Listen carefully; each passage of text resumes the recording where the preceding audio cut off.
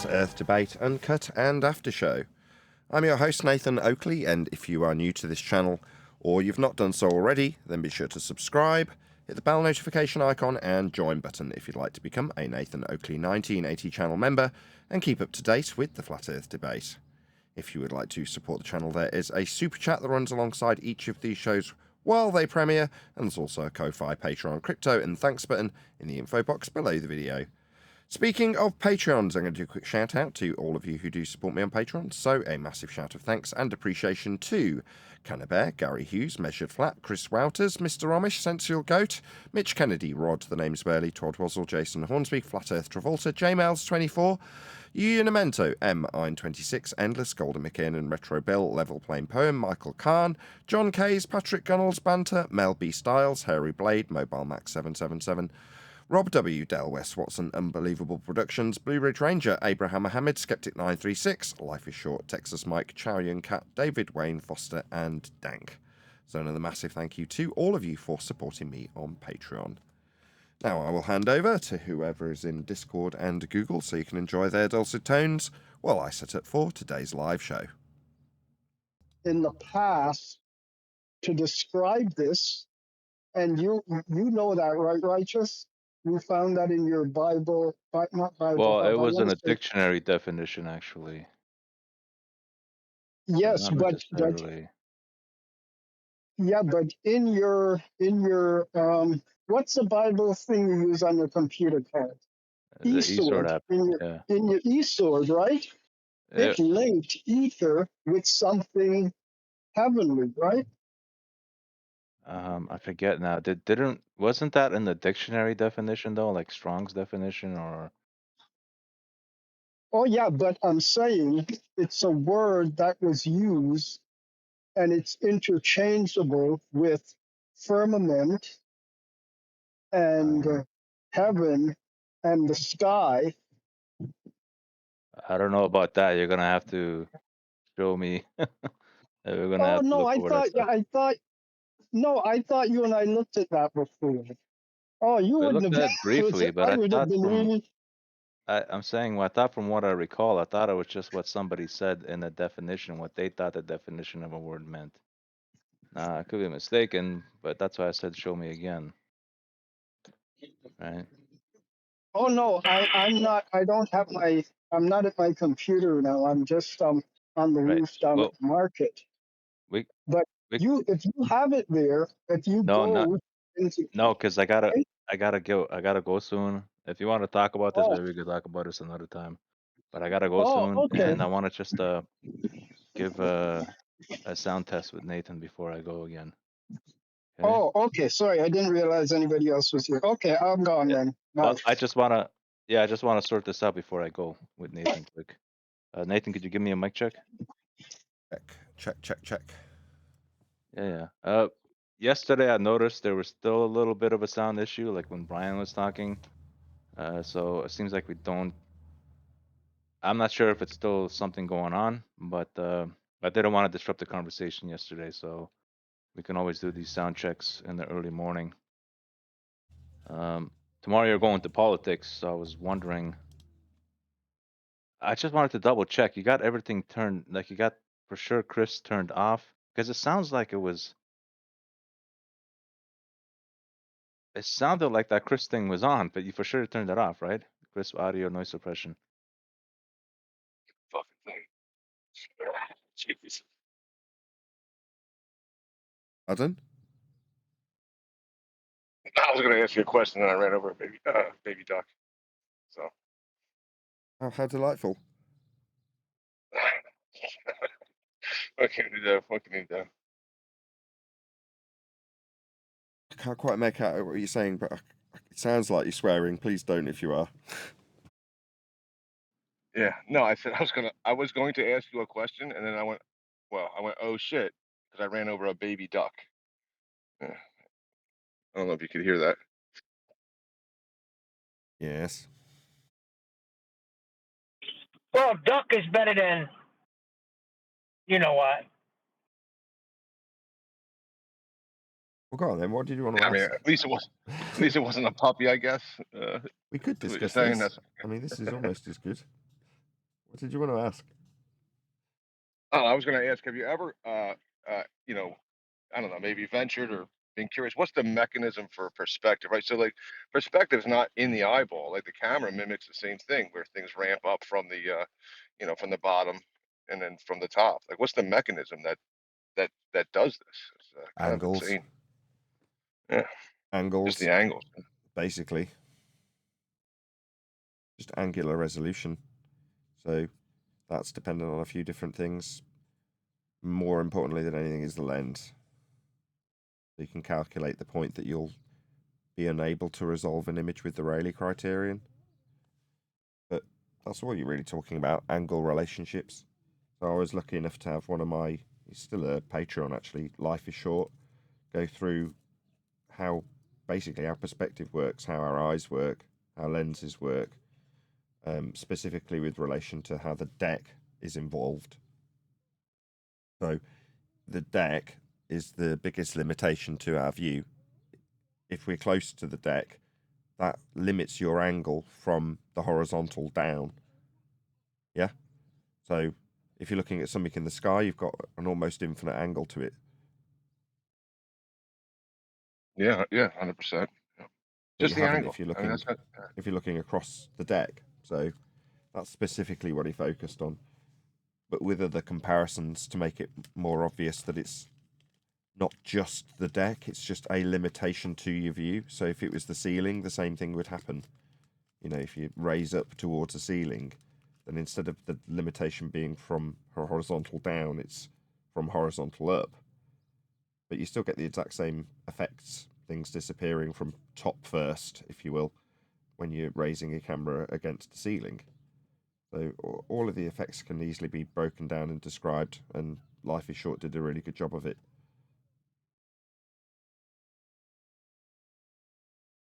I mean, life is short. Yeah, Life that's the is baby short, duck. right? But with all due respect to Life is Short, and I'm incredibly grateful that he gave me this understanding. It's like most things, you need the understanding to be able to debate it, but to have a good grasp on the subject itself or an understanding that Earth is flat, you actually don't, because there's nothing we're necessarily using that involves perspective to make a positive claim. So the reason we understand perspective, or the reason we studied it, is because they're using perspective as part of their claim when they say we've got Earth curve. Hence, we end up studying the not the antithesis. I don't know what the right word is, but becoming more knowledgeable about what in actuality is their claim. What have they utilized, or what have they hijacked to make an inference that we have an Earth curve? Well, that is perspective. But upon learning it and figuring out what Earth curve isn't, you don't actually have any use for it. I mean, you might put it into practical application. You might get a job dealing with lenses or something like that. But I'm saying, for us as flat earthers, there isn't actually any practical use for knowing this. It's just a folly. Once you undo the positive assertion that there is an Earth curve edge after hijacking perspective, so it's worth learning, but it kind of isn't after you know why the horizon is an Earth curve, if you know what I mean. Why would you then want to know about it? Beyond being a folly, I mean, what use does it serve for you as a flat earther is what I'm asking. Yeah, unknown. It's just kind of strange. I look at pictures of us at the beach or whatever, and you got the horizon up in the air, like at behind our heads. It's just kind of amazing. Yeah, but that's all the You know, horizon is. It's an optical dissolution point. It's the point of non-resolvable information for your eyeball. That's what you perceive to be the horizon.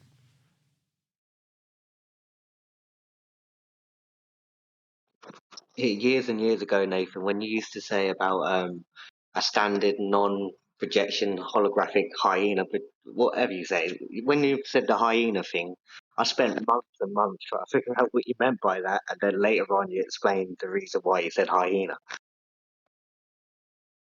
Yeah, it's Tim Osman at the Salt Flats. There were some hyenas that shouldn't have been there in his Earth curve mathematic assumption and claim. There's suddenly these hyenas that are clearly visible in the picture, and the joke became, what are they? Looming hyenas. So then what we were calling the calculator at the time slightly looming non-standard refraction holographic projection of a clock from behind the reified physical geometric sphere edge, now debunked in 2020, became the slightly looming non-standard refraction holographic hyena. Because why not? It's a Yeah, bad form. It's an in-joke. But there we go. yeah. I kept looking up. What does he mean by hyena? Because I thought it might have been like a geometric term for something. No, So, no, but you literally explained the hyenas. reason a Hyenas few on the months salt down the flats. line. Yeah.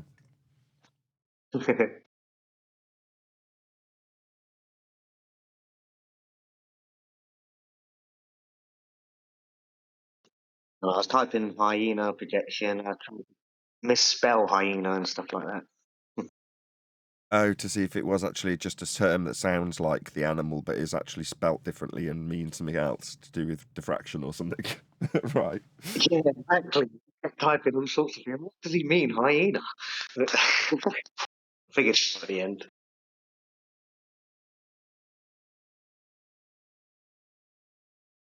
Yeah, that was right on the cusp of us relinquishing all debate about the Earth curve calculator. You know, we'd absolutely trounced it, and then in fairly standard form now, he's got kind of a habit, if you will, Tim Osman, that is, of coming in after we've smashed an argument into the middle of next week and then taking the audience through the motions of seeing how their argument fails with him, a fairly clued up debater from his own rhetoric or rhetorical point of view, hearing how that stacks up after it's all kind of been done and dusted. So we did that with the Black Swan, the conclusion being from him, quote, nobody's claiming the horizon is Earth curve. In this case, he left after telling us how the flat plane blocks the view in the distance, right, which is kind of what we're discussing here when we talk about perspective. But that's how the maths works. So he's detailing back to us how the maths actually does work with a flat plane blocking your view in the distance. You know, he still stands by that, right? You can, that's how the maths The works. horizon's not You'd Earth have to. curve. Well, you'd have to, because that's how the maths functions. You need a flat plane. You're using that flat plane of reference to describe how things in the distance occur, and then by geometric extrapolation, you can describe them as a point below surface level, inferred to be the horizon or Earth curve. Well, what are you actually doing? You're taking the flat plane of reference that you see and saying that that flat plane of reference that you measure is the reason for obstruction in the distance. And then by geometric extrapolation, you can say that that obstruction that you've utilized a flat plane to infer by measurement is actually below the flat plane that you just measured, and therefore Earth curve. Does that mean it's semi-clever? It's just a re-engineering of what mariners used to use back in the 1800s anyway, if they were using the horizon and wanted to get a better idea of where that point in the distance would be.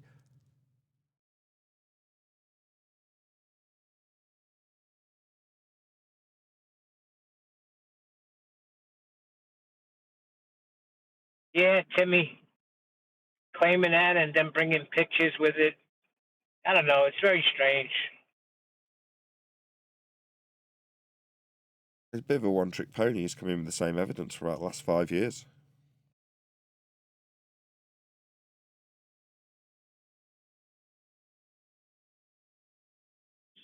Does he say he lived by the salt flats?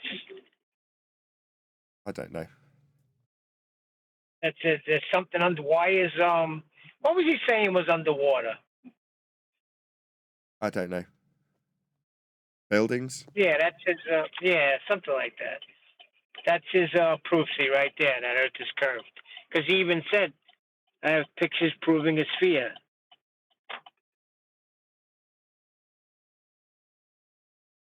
Yeah, same pictures he's been presenting for quite some time, and they've been used as an example within multiple arguments that we've had over the years.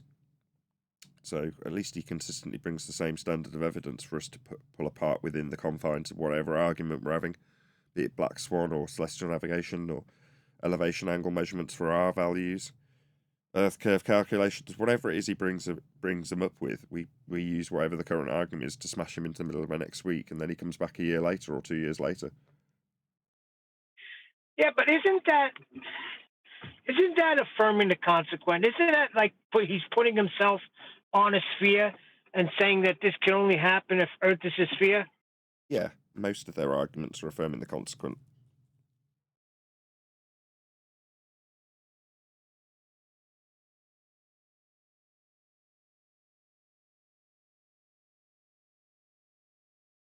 Yeah, that's what my son constantly does too, with the 2 points in the sky. And, like he admitted to, yes, I admitted it's all measured off flat, but then you have the other half of the sphere, and he thinks it's underneath you.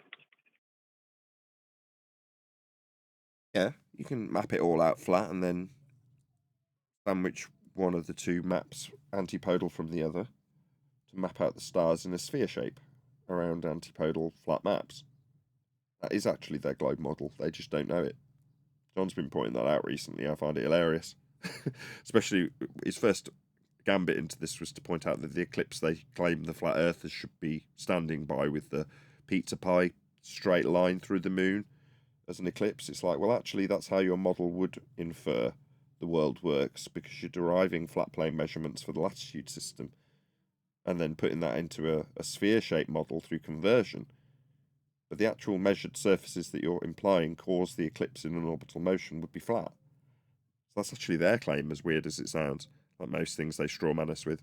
It's actually the weakest aspects of their own claims that they use to strawman us with domes, edges, eclipses in this instance.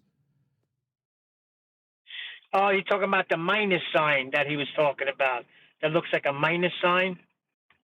Yeah, if you take steps Yeah. to reverse the process that they got to their sphere with, the celestial sphere is what they're actually taking, and that comes from flat plane measurements that are sandwich antipodal, like a minus sign.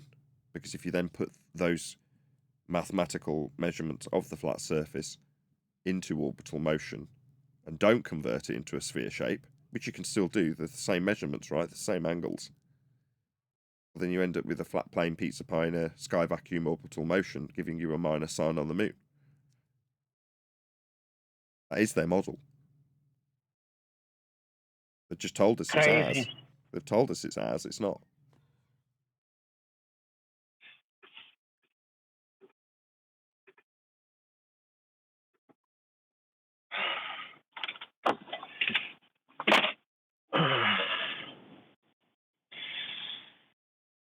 Get the sense it's going to be a drawn-out show today.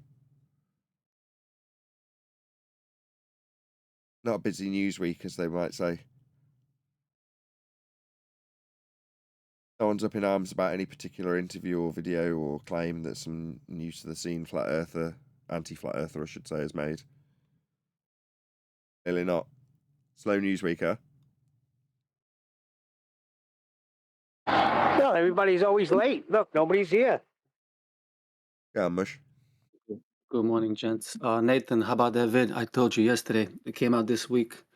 Just a couple of dudes talking about nonsense, and they dedicated maybe 15 minutes to flat Earth. Absolutely. We've got a short video on They're just Coriolis. talking That would about probably, eclipses and not. if you can I'm post sorry, it in go the, ahead. can you post it in Master B? And do you know the timestamp? I don't, but I can look it up and I'll let you know. Yeah, give me 2 minutes, all right? Perfect. I've already got one video queued up for Coriolis, but it's only 2 or 3 minutes long. So ideally, if we've got another one, that'll hopefully, cover the rest of the live stream. I do, but I just don't know if it's gonna be worth your time because these two dudes are just talking nonsense about eclipses and moon, and it's about 15 minutes. It might be a little long for review because again, just nonsense, man. But I'll give it a go. I'll post. Yeah, all right. Give me 2 minutes.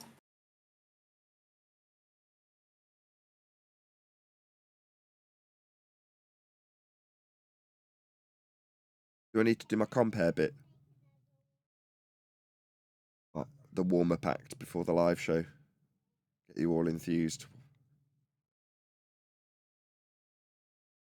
Does everyone in here appreciate Earth is flat? Very nice that it's flat. The only video I've seen recently was Witz. It was I don't know, talking with this Christian guy who's just flipping out the whole time, just so angry. But I haven't really seen any. I don't Yeah, watch Law the news Lodge. debates too much. Right, Law Lodge. Yeah, we covered that yesterday. I know how you think. Yeah, A young like a young kid. yeah. Yeah. Kind of chubby with stubble. Yeah, that's the one. Yeah, Yeah, Lord. he's just losing it. So Michael Kahn, Bad Harry Potter. another one of my patrons. You say he looks like Harry Potter. Yeah, he does. Yeah. He released a video showing that he basically suggested that we all would be better off not breathing. End quote. Lol. Wow. Yikes. As a Christian, Michael Kahn was keen to point that out. That you claim to be a Christian, do you? Very nice. Oh, you've got me at the timestamp 4640. Okay, cool. Thank you very much, Mighty Mush. Lad. That Mighty Mus is ace. He's ace, boy. This one starts at 34. Let's get to it. Just 1 second. Timestamp starts at 34:46 and it goes about 46. So about 12 minutes long. Oh, a different clip. The video is called "Is Jordan a Flat Earther?" Let's talk. Yeah, that's the one I got just- up. It's just it started. Its timestamp for me is 4640. You're saying start at 30 I something. believe, yeah, 34 is the beginning. I think it's marked on the video, like you'll see like little segments. Gotcha. So it starts at 34 until 46 or something like that. Is Jordan a flat earther? 34. That'll do. Okay, cool. I wrote these guys a comment yesterday, but no response. Cool. Yeah, we'll have a look at that.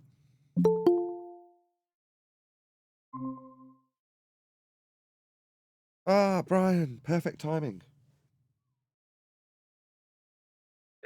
Nathan, Andy, how is it? How is what? Perfect timing. Too Irish for me this time of the day. Say that again. Sorry, I have a bad throat. How is it perfect timing? Because I've got to press a few buttons to start the live stream, and ideally I'll have something to talk about for 2 minutes, because I won't, and we'll just have dead air. So good timing. Surely Neil is here, is he? Is Neil talking? I have nobody to talk to. Well, I am here now. That's why you said perfect timing. Okay.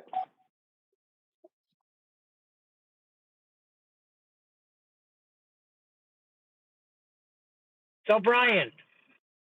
Yeah. This satellite yeah. video's got my son going a little crazy. My satellite videos, which one of them? The last one you put up, he said something in passing about one of your videos. I'm assuming it's the latest one you put up. So I guess What did he say? guess the pain you caused. I forgot. You said something. I'm trying not to engage with him, but he said something smart. You know what? Every time you talk about your son, Neil, it sounds like you just got to do something with him. And I don't mean that in like a fatherly way. It seems like he holds these ideas in his mind and then says, "Well, this is what I should expect in my mind." It sounds like, if you guys went out and did something practical. Yeah, thank you. It may be. Yeah, Thank you. It may work better. Yeah, we do things. Yeah, we do. Yeah. Anyway, so I don't mean like get ice cream. yeah, I don't mean like get ice cream. Holy shit. Forget it. Go ahead. You have a conversation about my son with Brian. Go ahead. Okay, so Brian, I think it would benefit Neil if they went out and just tested something in reality. Not get ice cream, not go to the park. That's not what I meant. Maybe so, but it's up to them because the father and son, isn't it? So it's not really my business to say or your business. It's up to them. Exactly. Anyway, Brian, I think you said something about me using the phone and work on a satellite, something to that effect, because I'm using the phone and you have a video debunking satellites on the globe, something to that effect. Yeah, your phone has nothing to do with satellites. Your phone gets what's known as assisted AGPS, assisted GPS, which means it's claimed that there's GPS being given to cell towers and other land-based, let's say, permanent structures, and that is then being broadcast to your phone. So your phone is not connecting to any satellites. That's a load of rubbish. So he needs to investigate assisted GPS and differential GPS and the different types of what they claim to be GPS. Right. And as far He as my doesn't. son, Tell him I said he doesn't know what he's talking about. That's the main problem. right, it's like everybody else. And they said, cell phones prove GPS, this proves GPS. They're just going with what the first thing they see on Wikipedia or whatever, or what somebody says. They have no clue. But see, my son does have a clue. So observation ain't going to work with him. He's a 21-year-old man. He's got to make his own decision on what he wants to latch onto and what he wants to let go of. I let go of the ball a long time ago. Now it's up to him. He knows it's measured flat. He seems to have trouble with the 2 points in the sky nonsense, claiming that things rotate differently in the south. They don't. Has he ever been? I mean, has he ever been? Well, has he ever investigated astronomy or celestial navigation south of the equator? Has he ever been to the south? Does he realise that there's people who are living south of the equator that are flat earthers? Do you know what I mean? I mean, well, what is it that he wants? Like,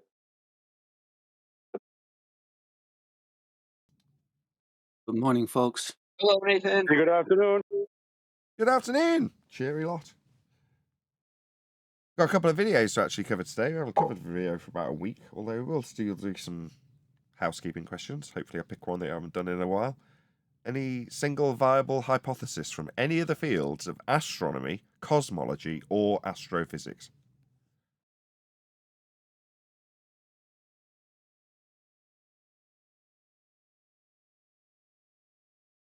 Negative. Those are not sciences. No, they're not. They often claim to be, though, hence we ask. Any evidence of the R value, Earth radius? You're going to need a flat plane for that. yeah. I Yeah. can give you measurements that you can turn into an R value afterwards, but I can't give you a measurement for the R value. You'd have thunk it back in 2016, 17, right?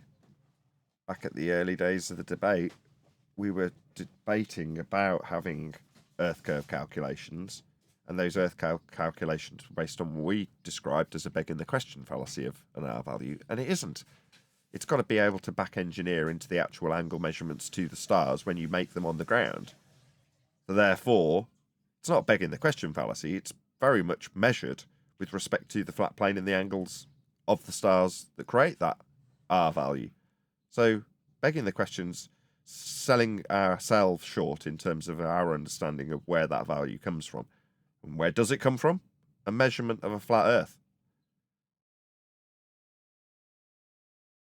Yeah, I mean, there's no measurement for the R value, and even within their own paradigm, as we found out, within their own paradigm, they would claim that it's impossible to measure it without actually claiming it's impossible to measure it, because they claim that the horizon is a consistent miraged up from their geometric, tangible globe edge.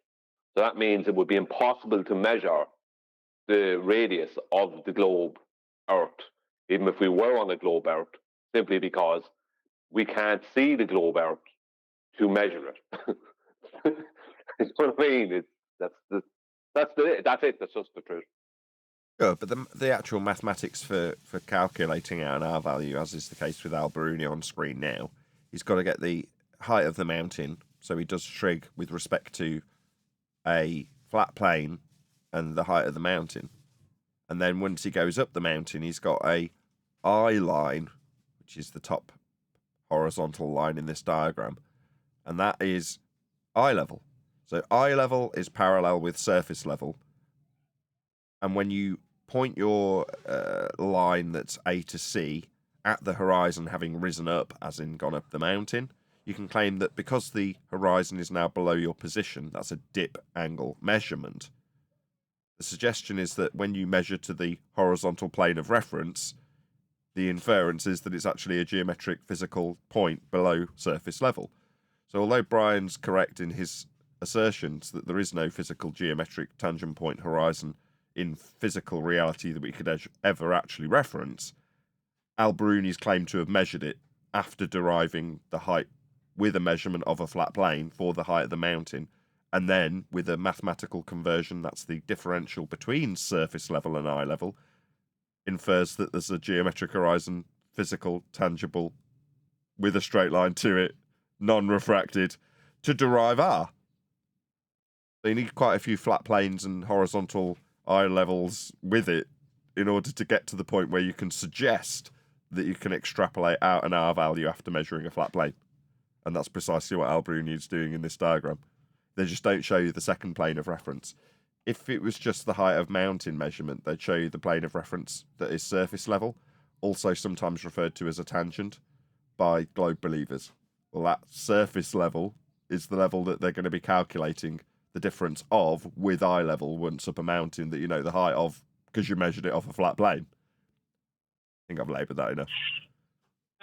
Yeah, but how did, Brian, quick question. I think the way they got away with it so long is because it was always Earth is so big that it appears flat. Because how would you believe something like that you're on this spinning ball, unless it was just so darn big that it would be flat in a lot of areas to build on?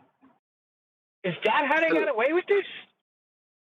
No, I think they got away with it over time because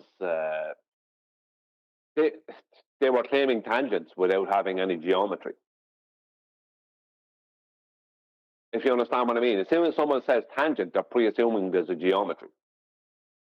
If you only have a tangent that's tangent to a circle or tangent plane to a sphere, you can't have a tangent to a flat plane. So they were claiming a tangent without having any actual geometry, which was allowing them to beg the question in their own minds. Like, so when one of them says they're shooting a tangent to the horizon, like they used to say before January 2020, they were pre-assuming that that was the tangible edge of a globe. Now when they're talking about placing a tangent directly underneath the feet or underneath the boat in celestial navigation, they're pre-assuming that that line is tangent and touching at one point their sphere. But when they say the word tangent, they're instantly begging the question. So the word tangent allowed them to beg the question, even though they had no geometry to place that tangent on. What is that tangent called? Surface level. What is that tangent called? Surface level. Yeah. In reality, when you're measuring an angle, you're not measuring it off any imaginary tangent plane with a dingleberry earth dangling beneath it. You're measuring it off the surface and referencing surface level, like in this diagram for an angle measurement with a stick and shadow. Well, it doesn't matter what you're measuring so long as you've got a horizontal plane of reference to reference for this angle. And that is precisely what they do. Now, in order to infer that they can take the angle measurement from the surface, they say they've got an imaginary plane of reference, which is only touching the surface at one point. And after they've acquired the angle off a flat plane, with a flat plane of reference, they'll transpose that angle that cannot be acquired from a spherical surface into hell. Yeah, but the whole thing is totally illogical. It makes no sense. There's no logic to it. A huge ball with buildings and cities on it spinning. So I don't understand how they got away with it. I don't, because it makes no sense. Well, people will generally not question. They've changed. You know? They've changed the tangent. Yeah, the horizon, the horizontal plane. When you bring the celestial to the horizontal plane, you're creating a tangent by the lowest part of the circle of the sun, or the moon in this case, meeting the horizontal in one single point for your 90-degree measurement. The tangent is not from the observer to the horizon. It's between the horizon and the celestial. No, that's not a tangent. That's just a straight line. The only tangent. Yeah, but the only tangent. You bring the celestial to the horizon, just kissing the horizon in one single point, and that's the only thing that they can call a tangent. There is no other. Well, they can call a tangent if it wasn't refracted. I see what you mean. I thought you were suggesting that it is actually tangential to something, which would imply there's some sphericity to be tangential to. What George means is that the sun looks like a circle, and you bring it down to touch the horizon. The horizon is a straight line, which means the horizon is making a tangent to that circle. Oh, what you okay, I'd mean, never George, thought is of it it? like that. Yeah, Yeah. fair enough. Yeah, I stand corrected, George. Yeah, Yeah, that's correct. yeah, I didn't think of it in that way. You're absolutely right. I'm sorry to have corrected you. There is And when you do that, you are measuring a 90 degree to the surface because the celestial is right in the middle. The vertical of the celestial is meeting the horizontal in one single point. That is the 90 degree that the navigator is measuring. That's when he says mark. sure. No, I understood the process. What's I good just about never that, thought about though, it. Even if you're using a star, and when you use the tool, you're bringing the two level in your eyepiece, right, to touch the horizon. Well, that is at that point creating a tangent in the way the tool works. I just never thought about it like that. Yeah. well, what's good about it is that the tangent plane, if you see the sun as a three-dimensional object, I don't know if it is, but either way, if you're bringing the sun down and you're treating it as purely a two-dimensional circle, then the tangent, which will be the horizon, has to be a straight line. If you're seeing the sun as a three-dimensional object and you're bringing it down to touch the horizon, then it's tangent to the plane of the Earth. So technically, we could use tangent based on what George is saying. We could use the term tangent as a proof of a flat Earth, as opposed to the other way around. Sure, but in practical terms, the only tangent that could be described was debated about a couple of weeks ago with either Edibert or Bev, I forget which, when you were describing how on a compass, if you're holding a compass and it's leveled, it's pointing north. Well, the two lines that create east and west that cut through that line, north-south line on your compass, right, can be described as tangential to the area of equal elevation that is created between you and whatever star you measure. So if we're measuring Polaris, for instance, and we've got our compass pointing at it, so the two are congruent, then you've got an east to west straight line that sits on the edge of that circle between you and Polaris. You're on the outside edge of a circle. In other words, if you were to move in a circle and hold the compass and perpetually change it every single time you made a minor move along the, I'm going to call it a line, but when you're moving easterly, for the sake of argument, if you constantly changed your path so you kept north, pointing north, you'd be skirting the outside edge of that circle in your path. But that circle that you formed, imaginary though it is, would have east and west tangential to that circle. But other than that, that's the only, again, imaginary tangent that you're describing, and other than when you actually use the tool to bring the star or sun to the horizon to get your timing data and say mark and write it down and get the angle and get the time and then start looking it up. Yeah, you can describe that as a circle with a line meeting it. Obviously, it's got to be a flat line, the horizon in this instance. It's just so obscure. I just never thought about it. I love things like that.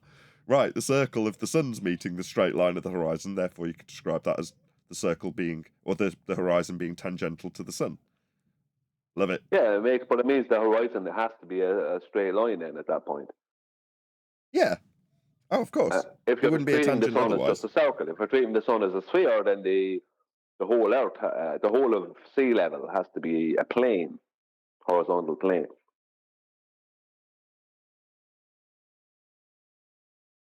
That's where the 90 degree comes from.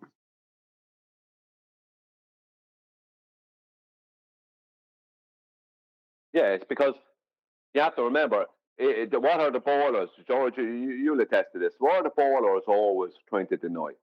They're always trying to deny the opposite of the right-angled triangle that's in the elevation angle in celestial navigation.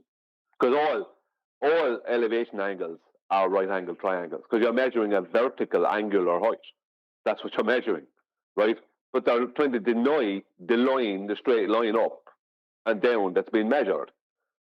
And when you bring the sun down, which is why they rock the sextant, until it's just touching, just barely tipping or kissing the horizon.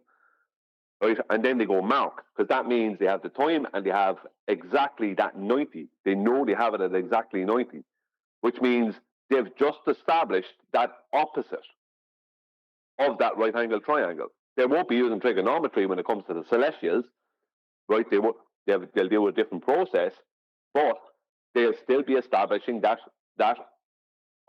vertical angular line that is the opposite of in a right angle triangle. So the fact that when you bring that sun down, as George, as you were saying, it touches the horizon, and the horizon is being treated as a tangent, which it is at that point geometrically. That means that once you kiss that horizon correctly with the rocking, then you're creating that straight line up. You're creating a 90. That's the whole point. So they literally, that's the part they deny. On the scope of the sextant, you have a horizontal and a vertical, the crosshairs, yeah? And they'll meet in the center of the scope.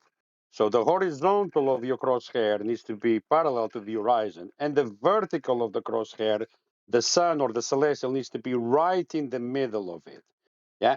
So you want to have that perfect 90-degree angle, just kissing the horizon before you say mark. And when you mark, you have an acute angle to that 90-degree angle that you just measured, the one that you're going to deduct your acute angle from to find your co-altitude angle. Right. First you level your tool, then you take the angle, then you take the time. Well, no, you first take the angle, take your time, and then you level the tool. The dip correction will come afterwards, after the measurement. So you're saying angle, then leveling, as opposed to what I said. Yeah, you take around. angle, you go mark, which will be the time, which means you'll have the sun, let's just say, just kissing the horizon, creating that 90 with the horizon, so you're creating that vertical with the horizon, and then afterwards you will correct with the dip correction, and any celestial incorrectly termed celestial refraction that needs to be corrected for. But you will then do the corrections afterwards.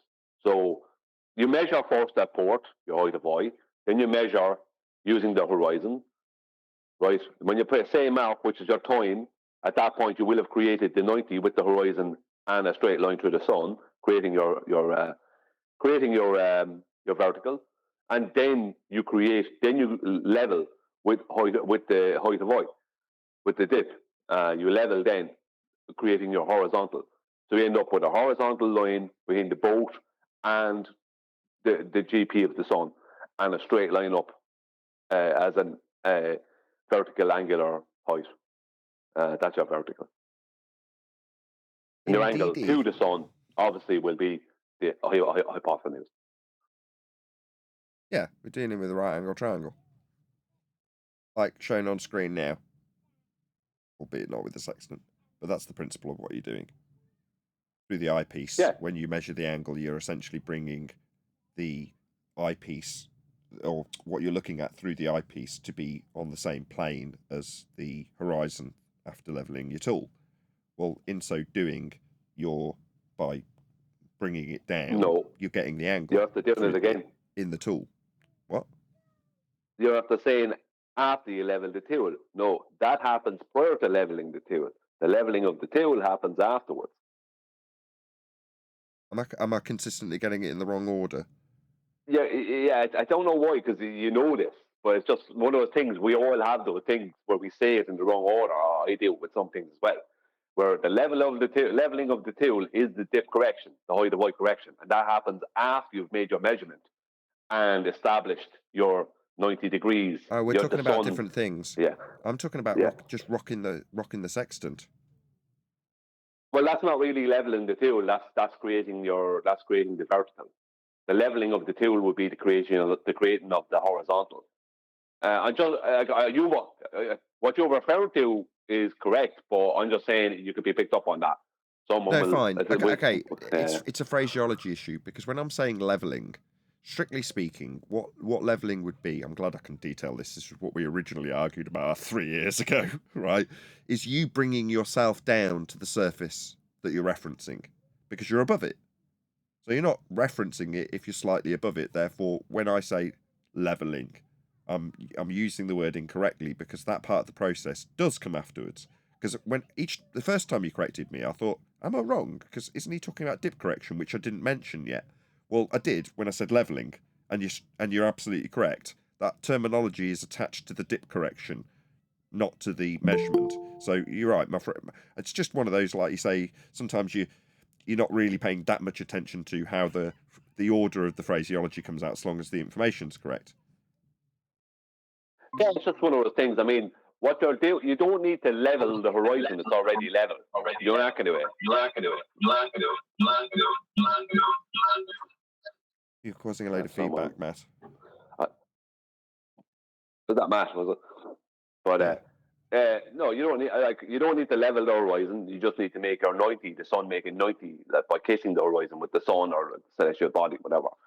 It's afterwards. But this is the thing. This is why I was so staunch and have been so staunch on the dip correction, because that proves whether what you're doing is being done. That proves at that point, you don't need to argue on past that. That proves whether what you're doing is being done over a horizontal plane surface, which is the Earth as a horizontal plane surface, or the Earth as a spherical surface. Because if at that point, if we were dealing with a spherical surface of a globe of radius 3959 miles, then the correction for dip would have to be very, very different. And it wouldn't be have before you say how different it would be. It can't be. You're correcting to the horizontal plane. It's an angle correction. So to suggest that you're correcting to a curved surface is it's so stupid. It's silly. It is silly, but I'm just saying that that's the thing. Even though it's silly to even entertain it, that is the thing that proves or disproves it. Even though it's stupid to entertain it, we have a ridiculous amount of people out there who will claim that we're on a globe, but that proves or disproves whether we are or not, the dip correction. Because if we are, we will be correcting to a globe's geometric edge, which will be obviously a lot lower in angle, which will be lower in angle than the horizon we're viewing. But you're describing it like you can correct to a point that's a geometric, non-refracted point on a globe to make it work. But that isn't dip. No, I'm getting frustrated because this is what you were trying to stress to me 3 years ago. This is what you were stressing to me. You're correcting to the surface level. That's what the correction is. So to suggest that somehow you can fudge it into being a correction from a non-refracted geometric tangent point off the basis of the surface being curved is absurd. That's not what Brian's saying. But you're not hearing what I'm saying. But the point I'm making is dip correction proves that you're not doing that. Yes. It proves that that you're referencing that the Earth, because the water at the horizon. If your eye line is 35 feet above the water underneath your boat, then for dip correction to happen, right, and to work, which it does, then the water at the horizon has to also be 35 feet below your eye line. Yeah. And that could be any distance away. Yeah, so you are quite literally measuring Earth flat when you take your height of eye measurement with respect to surface level. That's a measurement of the surface level and your height above it. It's a flat Earth measurement in the truest sense of the word. Yeah, you're gaining your horizontal off of the horizontal plane your boat is on. Do you know what I mean? You're gaining your horizontal off of that. And if the Earth was a globe, you wouldn't be able to do that. The dip correction wouldn't, as it is, wouldn't exist. Well, you broke it down beautifully last time when you were describing your height of eye is the same always, right? It doesn't matter how far out to sea you go. And in terms of what you're measuring with respect to and correcting to, that's horizontal, the plane, the surface level, your functionality of that correction must have the point in the distance that your eye line is level with, or your eye line, that's a bit redundant. It must also be at the exact same height that you've just measured at the port. In other words, eye level and surface level will always maintain a parallel. That is to say, your height, if you measured it, is going to be the same as someone that you can see in the distance on a boat if you're eye lines are level with at the same height as each other. In other words, the height above the horizon is the same as your height at port when you measure that measurement, which can only lead to one thing: having parallel eye line and surface level for the maths to actually function in the first place, to be able to correct to surface level. Ergo, yes, I like that phraseology much better. It proves the point, because it can only be done if Earth is flat. That's how the maths functions. It can't function any other way, and it's absurd to suggest that it could. It can't. Well, the corrections in the almanac show that you're only dealing with a horizontal plane. Those corrections are for a horizontal plane. Any mathematician will show you that's what they're for. You're addressing a horizontal plane. If you can take any eye height for dip correction in the almanac and refer it to Metabunk and the eye height, right, the dip correction, which will be a dip of the eye line to a globe's geometric tangible edge, and you will see that there's a constant difference because your eye line must dip more to that edge. It doesn't happen. The correction you're making is purely for a horizontal plane. Yeah, that was my point with it. Exactly, and you're correcting the straight line angle from eye level to surface level. Exactly, and if you look at the black swan, just as an example, because it's the most well-known example, right? The horizon is, you have to say, at least 10 miles away if you want to give it a distance from the observer with just a 1 foot observer height. So if you're 35 feet above the water, if your eye line is 30, and now often the time on a lot of ships will be way more than 35 feet, but if your eye line is 35 feet above the water underneath your boat, then considering that the horizon moves about with weather, you know what I mean, and that, you don't know when it's going to be closer to you or further away, then it could be at any distance. You know what I mean? So you're looking out and you're seeing an horizon, and you don't know when you're out at sea, because I could basically say almost every baller we deal with the exception of maybe one, have never been out to sea where you can't see land, right? When you can't see land, you have no idea how far away the horizon is. That horizon could be 2 miles away or 20 miles away, and you can't differentiate over that because of the limited angle. You're so close to the water, especially if you're in a smaller boat. You can't say how far away it is. So if you're 35 feet above the water, you don't know if that horizon is 25 miles away. That means that the water at that horizon is in a horizontal with the water underneath your boat. That's 25 miles of horizontal water. You can't have that on a globe. Do you know what I mean? That was the thing about it. Exactly. Game over. You're right, and that is the wrong. horizontal plane. I don't know, I've been out on a boat plenty of times, and each time the land's disappeared, mentally you've got, or at least me, because I've never gone out on any mad voyages that you're going away from land for a very long period. In my mind, each time you've strayed away from, not me driving, or whatever it's called, sailing or whatever, driving the boat, you got an idea how far the land you've just come from is. So mentally, you kind of know how far the horizon is because you kind of kept track of it. Do you know what I mean? It's only when you go out and you get further and further and further, and then you're in the middle of the ocean and there isn't any reference, and you can't imagine how 3 hours ago you were near the shore. That's at the point that you'd look out to the horizon and go, okay, well, how far is it? I don't know. Who knows? 1.2 times the square root. I disagree with you there. Go on. And the reason I disagree with you is because when I've been out on boats, and many, many times I was away from shore far enough, and because I wasn't on big boats, I was on small boats, you don't have to go very far away before you can't see the land. A couple of miles, as to say, a few miles out and you're not seeing the land. And even if you're not seeing the land because of haze or whatever, you can't see it. So, and even if the land is visible behind you, when you're looking straight out to your left and right, you're seeing water, and there's an horizon there. And you don't know how far away that horizon is because it's purely an optical position.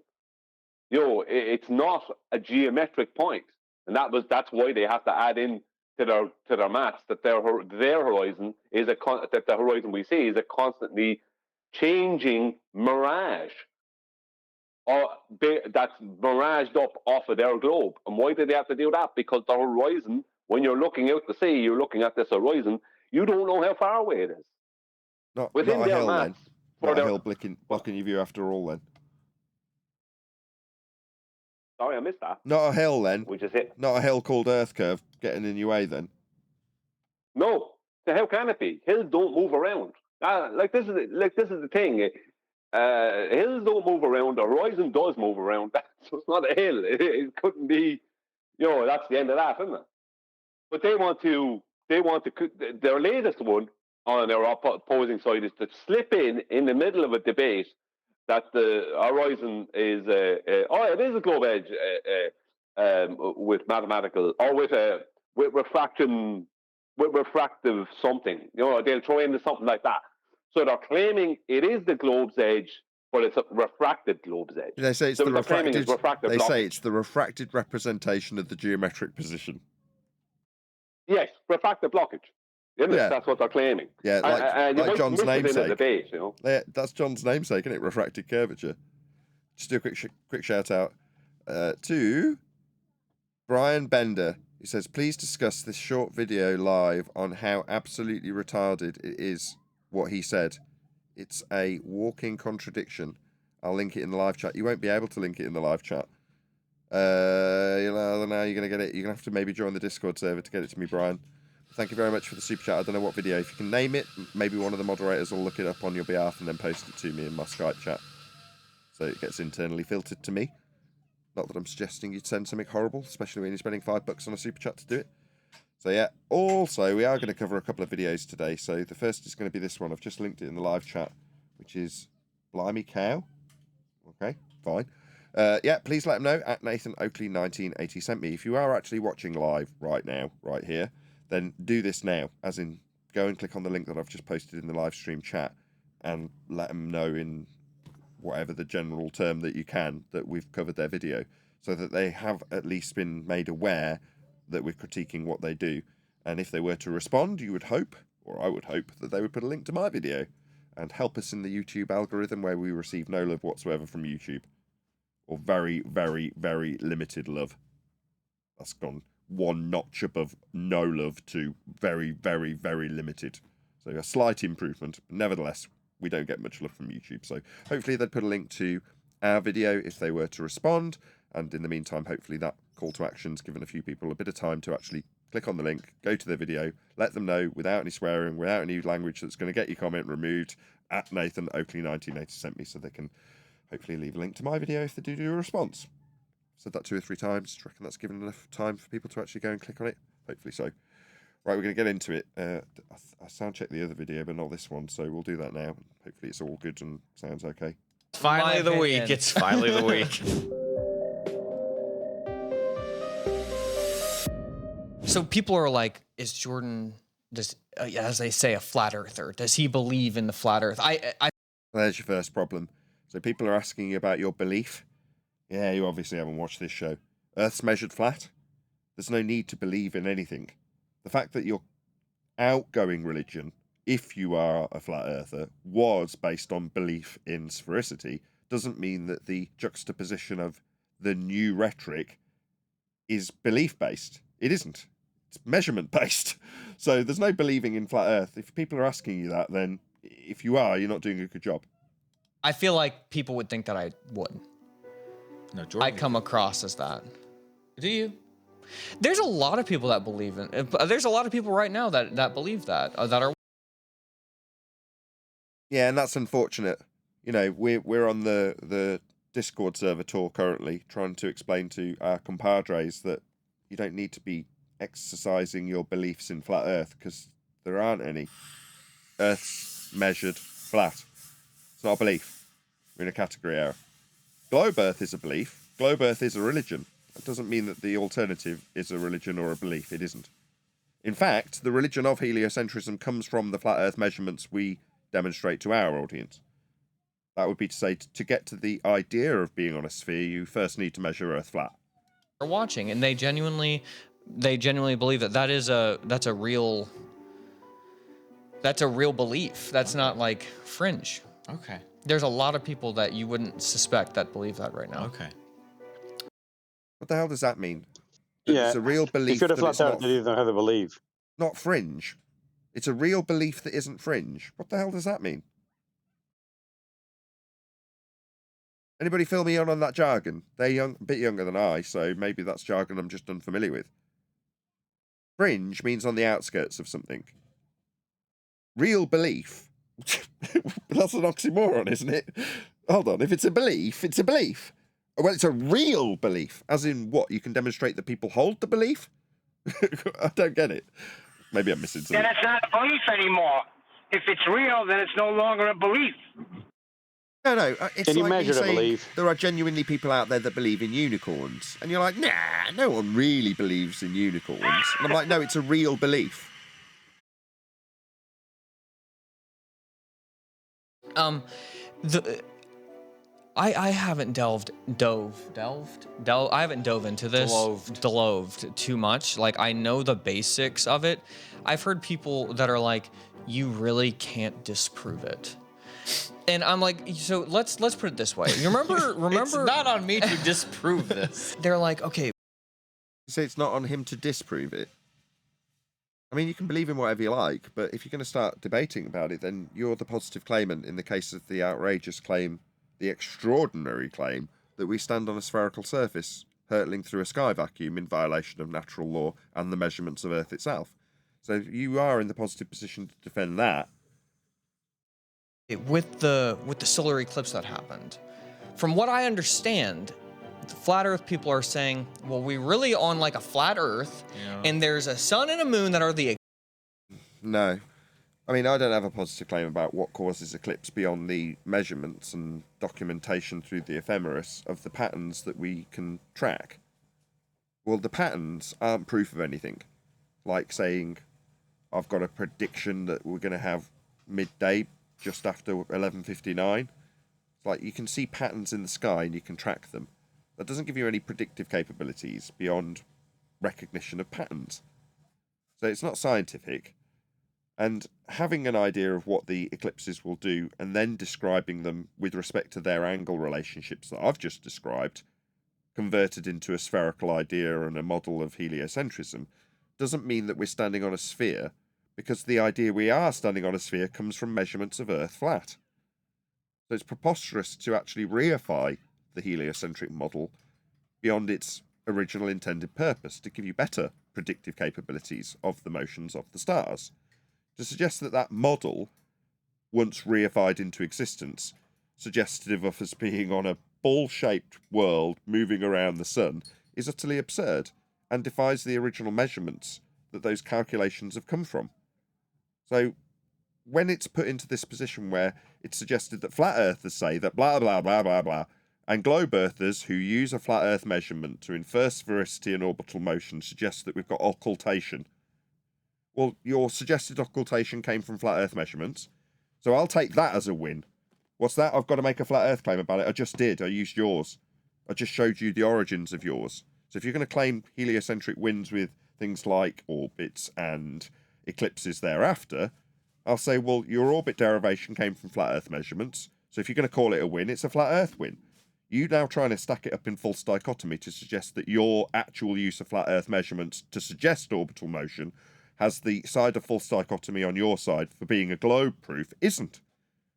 But what will actually happen is, and like he's setting up right now, flat earthers say X and it's wrong, and us globers, when using flat earth measurements, are right, because our flat earth measurements turned into sphere-shaped orbital motion does match with the already new predictive line of patterns that we had logged for a long time before heliocentrism even existed. Now, that's a very complex unpacking of what is a probably off-the-cuff discussion between these two about their understanding that you should have a false dichotomy between flat Earth and, in quotes, globe Earth, because it isn't. It's flat Earth-based, their globe Earth reification. That was a lot to unpack for the audience. Sorry about that. It's just the way it is. Well, for someone on the heliocentric globe side to state flat earthers can't predict solar eclipse, that just shows to anyone who actually does understand the situation how ignorant you are, because eclipses come from the Saurus cycle, not called the Saurus prediction, called the Saurus cycle. It's a detailing of a cycle that's happening in the ephemeris of the sky. And it's from Babylonian times and before, when there was no globe, there was only a flat plane. Nobody thought the Earth wasn't a flat plane back then. So the solar cycle is based on, and QE has shown this with citation from people, from educated people who've looked into it, that yeah, the solar cycle is based on a flat plane. It's a flat Earth, right, cycle, because it's the celestial dome, essentially. That's what it is. So when someone says, "Oh, you flat earthers can't predict this solar eclipse," for a start, that person thinks solar eclipses are predicted. Number one. Number two, they think that their globe, an inanimate mathematical nothing, predicts these things. And number three, they don't realize that the cycle that's used by NASA and places to tell them they're predicting it is a cycle that happens over a flat plane. That's where it comes from. So that just shows how ignorant people are when they state that.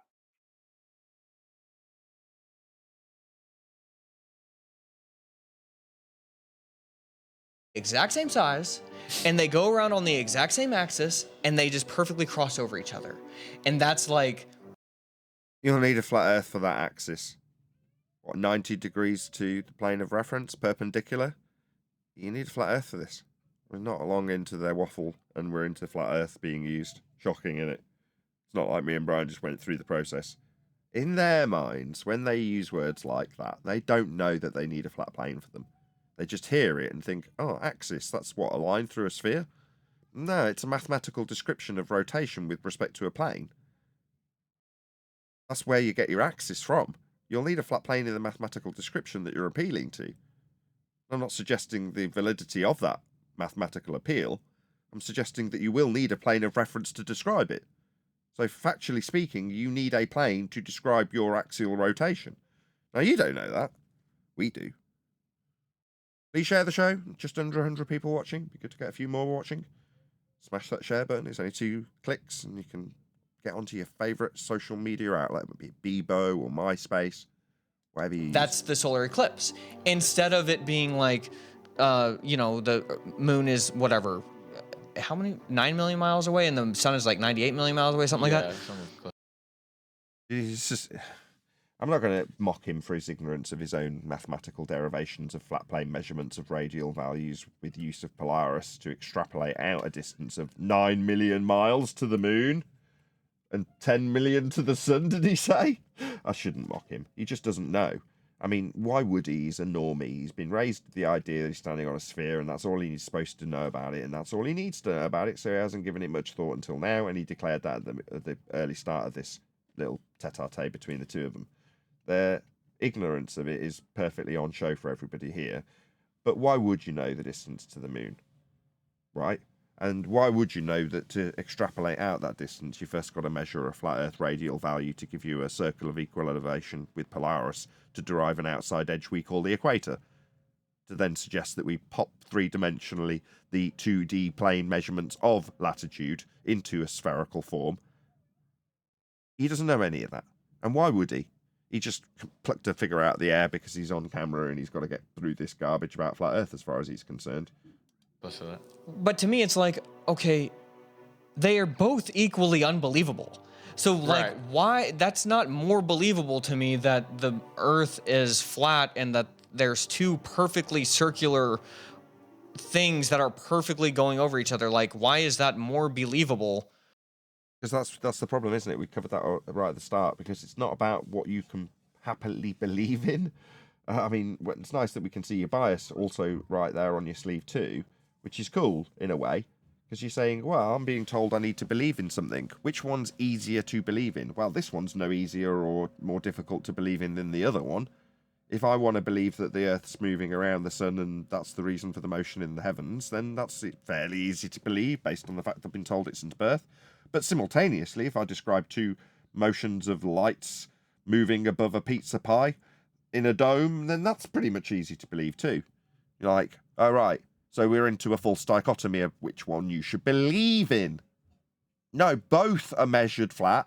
To infer either, to suggest that we should have a false dichotomy is absurd, because both have their origins in the measurements of Earth, which is flat. So you don't need belief. That's how it's punted out into the mainstream, so that people think that there's a need to have a new belief, when there isn't. Your old belief was based on the measurements of it being flat. So just realise how Earth's measured, and if you want, you can continue with your globe belief. You just have the advanced heliocentric understanding that to get to that belief to reify, you need to measure Earth and the angles to the stars with respect to a horizontal plane of reference. That's surface level, sea level, flat. That's how it's measured. Then that there is a nuclear reactor 98 million miles away, and then there just happens, like, to me, that almost proves God more. Right. It's like, look, this whole thing is crazy. Like you've got, they can happen to go across from each other, and they happen to be the same size in the same ratio distance apart to make it make sense, so that we can make scientific discoveries, so we can see. It's almost.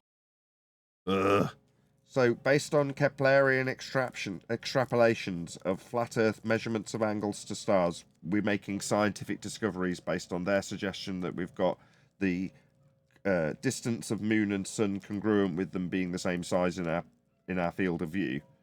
The same apparent angular resolution, the apparent angular size, rather. Okay. And that not only is these beliefs in juxtaposition and false dichotomy, these beliefs are, for you, proof of God. What? There's no God, there's no science, there's nothing in this but mathematical extrapolations of flat Earth measurements. That's all there is in this. Put into false dichotomy so that you think you've got something you need to believe in, and contrasted with something else that you think you need to believe in. And also, none of this is science. Category error. Almost like proof to me that God is like, look, this is impossible. I'm going to give you some breadcrumbs here so you can try to figure out how this all works. Not only but is only it once impossible, every few years. Not only is it impossible that you guys could exist. I found that quite offensive. I mean, I'm not a Christian, but by the same token, I know there's a God. And to suggest that God is hiding things from us and leaving us breadcrumbs, when the very basis of our entire navigation system has been offered up by the virtue of how the heavens operate and how we measure them, to me just seems almost offensive to God. I'd be tutting if I was God sat on a cloud right now. What do you mean I'm trying to hide it with you with breadcrumbs? The only reason you can find your way from A to B is because you're looking up at the stars and measuring them.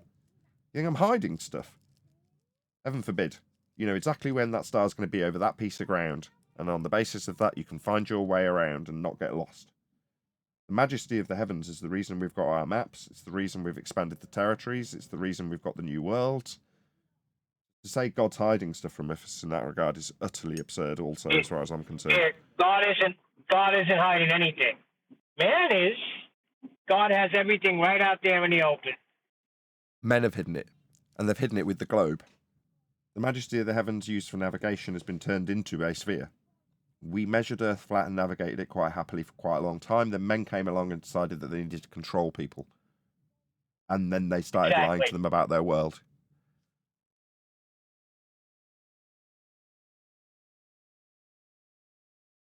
Right. Not only is it impossible, like it's mind numbing to me, because it's like, that's not the most. The fact that there's a nuclear reactor that far away that's just perfectly distant enough that we can survive, and that there's a moon that is like keeping us all. Yeah, it's the second law of thermodynamics violation. You didn't get the memo, did you say? Yeah, I didn't got the memo yet. He says it's a reactor in space. Yeah, gas-filled space. And that thing about... Go on, Brian. Saying that thing about the sun being a nuclear reactor, that has absolutely zero validity. They beg the question with hydrogen. It's actually not even nuclear, it's a hydrogen fusion. They beg the question with hydrogen fusion reactors that they're doing what's happening in the sun, in the stars, they will say, because all the stars are extrapolated out from what they say the sun is. But there's absolutely zero. If you look into it correctly, like I did correctly, there is no evidence whatsoever for their claims. There Do hydrogen fusion reactors exist? Yes. Is the sun a hydrogen fusion reactor? I have no idea. I know this much though. I know that no one else has any idea either.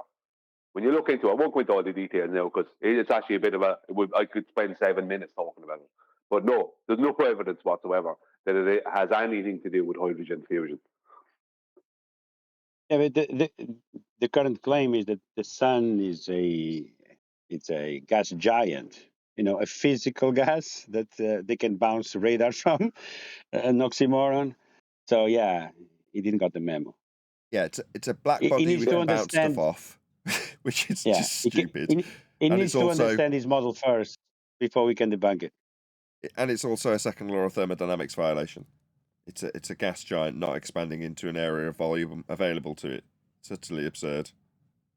Well, what they actually claim, I won't be going into what I was just saying is technical, but this is just based off what they actually believe, is that it is hydrogen and helium plasma, and it creates its own toroidal field, right, due to heat, a toroidal field that doesn't happen with heat in reality, right?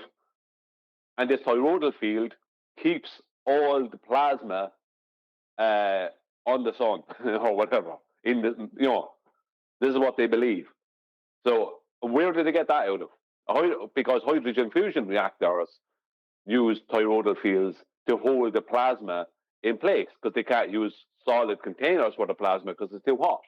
So they need, and because plasma, ionized gas, will adhere to a electromagnetic field, they then extrapolate that out that the sun is creating its own toroidal field, something that there is no evidence for in reality that can happen. Because the plasma, I'm pretty sure the plasma that's in a hydrogen fusion reactor gets to a heat that's hotter than what they're claiming is in the sun or something like that. Yeah, yes, the heat within the sun creates its own toroidal field. It's so convoluted and nonsense. But that's what they think. They think that that's happening. So all that plasma is staying there because it's creating its own toroidal field. Yet in reality, we require a separate toroidal field that we must create to hold plasma in place. We can't. It doesn't just create its own toroidal field. So that's just another element to how ridiculous the claim is that the sun is a hydrogen fusion reactor, or as they just said, a nuclear reactor, which is not. That's just a colloquial misunderstanding. Alive and together with the oceans and everything and the tides. But like, okay, that's impressive, sure. But then like, what about reproduction? What about the fact that there's two different people, different kinds of people that can come together and create a new life form? Right. Non sequitur fallacy. Like, isn't that... What is he? Hold on. He said a new life form? What is he, creating aliens with his kids? Just creating I created another human being. Straight up non sequitur. Just isn't that like the most unbelievable? I don't know. I feel like flat Earth people are like, well, it's almost like we're the center of the universe. And so I'm doing a really bad job of explaining. This has just been running through my mind for the past since. I'm just going to strawman a whole group of people, and I haven't really got a clue, but I'm going to strawman you all anyway with this little disclaimer.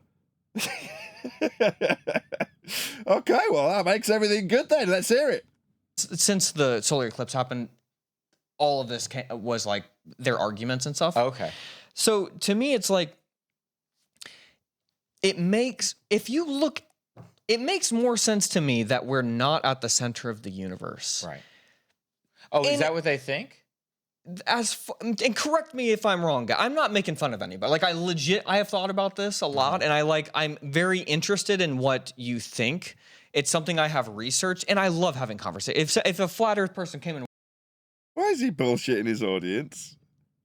Why is it that when people disclaim that they've done a lot of research after stumbling and fumbling their way about what they're going to represent their opponent as with a straw man, well, I don't get it. Just admit it. You haven't got a clue. You don't have to be embarrassed. Up until this point, I was being lenient on you because you disclaimed it early. Now, you're telling us you've done a research little stint on it. Oh, really? What you mean is you've watched a few anti-flat Earth videos. We already know what you're alluding to, even though you're not saying it, right? 10 years of doing this, you're like an open book to us. As far as I'm concerned, you haven't done any research. Yeah, you've watched a few vids on YouTube and it's piqued your interest. That's it. Now you're making videos about it. Well, anyway, we'll get to the straw man that he understands after his lot of research. Sorry to give you all the preamble. 102 people watching. Woo-hoo-hoo! Please share the show if you've not done so already. It's like 2 clicks, as I'm going to do for this guy now. Share, and then it just shows you all your favourite things. Maybe not MySpace. In any event, I am going to stick his link in our video, because I'm like that. I'm good like that, you know. I want to share my meager audience with him, in spite of him being considerably larger. So please let him know, at Nathan Oakley 1980 sent me. There is a link, as I say, going by in my live stream chat now. So in spite of the fact that we don't get very much algorithmic love, it's still nice to share the love with the people that we do actually cover. In this case, this dude, which is Blimey Cow. Fair enough. Anyway, yeah, please let him know at Nathan Oakley 1980 sent me. Even if you are watching after the fact and you're not watching live, do click on the link. Do let him know, or them know, at Nathan Oakley 1980 sent me. It would be nice if they did make a response. Maybe they'd thank us. Oh, I had no idea that the derivation of orbital motion and the idea that we are standing on a reified sphere came from the measurements of angles to Polaris to give us outside edges that turned into radial values on a flat circle of equal elevation, and are inferred to be spherical radial values at the outside edge we call the equator. I didn't know that. Now I do. Thank you, Nathan. Here's Nathan's link. Go and check him out. Maybe he'll do that. We'll see. But I'm not going to be so kind if you lie and pretend that you've done a load of research when you clearly haven't. My sympathy or apathy or whatever the word is, that goes pretty quickly. Oops. Walk, it'd be like the greatest conversation of my life. Wow, I would our love first it. guest, the flat It would be earther. so much fun. I would love to hear what they're thinking. So this is not like 3 me seconds attacking- into the conversation. Hey, watch this video. Yes, exactly. Watch He can this. explain it better than I can. Exactly. It makes more here. This is what I have to say. Okay, the people. It was flat Earth people who were crucifying. This is a 10-second sentence fragment. Oh my god. The people who were like, no, I'm not going to wear a mask in the store. No, I'm not going to do. Look, I will lose my life to tell you, like Copernicus. I will lose my life and throw me in jail. Because I did the research. I looked up. I'm like showing you in the telescopes. This is not flat. Like we're not the center of the universe. Does it sound to me like Copernicus looked up. he doesn't have a clue? He's talking about masks and he's talking about reproduction. It's like, it sounds like what you've researched in the last few months is COVID and sex. That sounds like your research, because you seem to be coming back to those things that you've alluded to in your research. I mean, I can only go on what you've said, and that is very literally what you have said. Where's the research on the subject that you're discussing? I don't really get it. Universe, guys, and I'm a Christian. I'm telling you. And they're like, no, that's not good enough. We're the center of the world. Wasn't that And so- Galileo? I don't know, but I'm Galileo. pretty sure it was Copernicus. Well, no, I'm pretty sure it was Copernicus. Oh, okay. He did a lot of research on this kind of stuff. Okay. And so what I mean is these were like Christian people. Did you say Copernicus did a lot of research on this stuff? It's the Copernican model. Yeah, that's what he said. And he said he looked up. I'm sure Copernicus did do a lot of research on this orbital motion he developed with his Keplerian laws of orbital motion. That's research, is it? All right. Okay. He said Copernicus. He said Copernicus. Did you not say Kepler? I thought you said Kepler and Copernicus. Or maybe he said No, he both. said- I just know he started with Copernicus. It's Galileo. Oh, you said Galileo. My bad. Right. Who were like, hey, look, I believe in God. This is proving that like he's Right. bigger than we could ever imagine. And like Right. Whenever you hear a bullshitter, they normally insert words like quite often. You know, like, think of the next word I'm going to say. This thing that I don't really know about is like, think of next word to say. Like, what I'm saying is... isn't it so true? It's like we're so insignificant in this universe, but like Ugh, getting tedious. I might move on. Maybe you are, buddy. No, you're insignificant in the heliocentric model of the world after measuring Earth flat. In terms of this, let's just wrap up this center of universe thing, right? Territorial mapping is done with respect to Polaris at the center. Okay, so in terms of having a centralized point to map from, you have one absolute direction that is incredibly useful for mapping.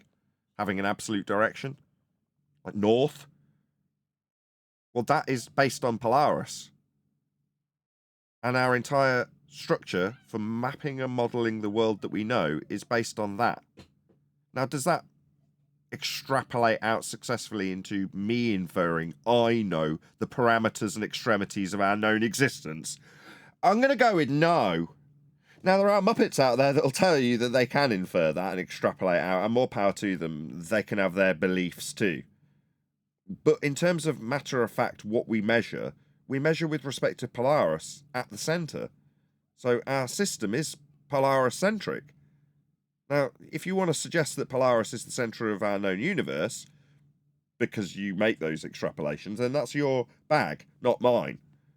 But the facts are we measure with respect to a flat plane and a true north. Those things are matter of fact and prove Earth's flat. Who cares what people believe about the rest of the extrapolation of our known existence? The reality is you don't know and I don't know. Heliocentrism would suggest that we're moving around a sun-centric system. That would be to say heliocentric, helios being the sun, centric being at the centre, sun at centre, with you on a spherical Earth extrapolated out from those flat Earth measurements and put into sun-centric orbital motion by Kepler. Oh, there's a super chat. I'll shout out that. Hold on 1 second. Bring it up on screen. Shout out to Michael Kahn. Bev will try tomorrow. Smiley face. I don't know what that means, but thank you for the super chat. I'll chat you out in a different way. We talked about you in the pre-show and indeed yesterday, Michael Kahn, because you were covering another different Christian who was alluding to the idea that we shouldn't be breathing. That would be Law Lodge. So Michael Kahn made a video on that. And I don't know why there's suddenly a surge of Christians talking about flat Earth from a non-flat Earth perspective. That is to say that there's the only way I can describe this is, sorry if this offends you if you are a Christian, anti-flat Earth Christians suddenly rising to the top of the froth, if you know what I mean. Anybody notice this? Like this one we're covering now is alluding to the idea of being a Christian, leaning into it reasonably heavily.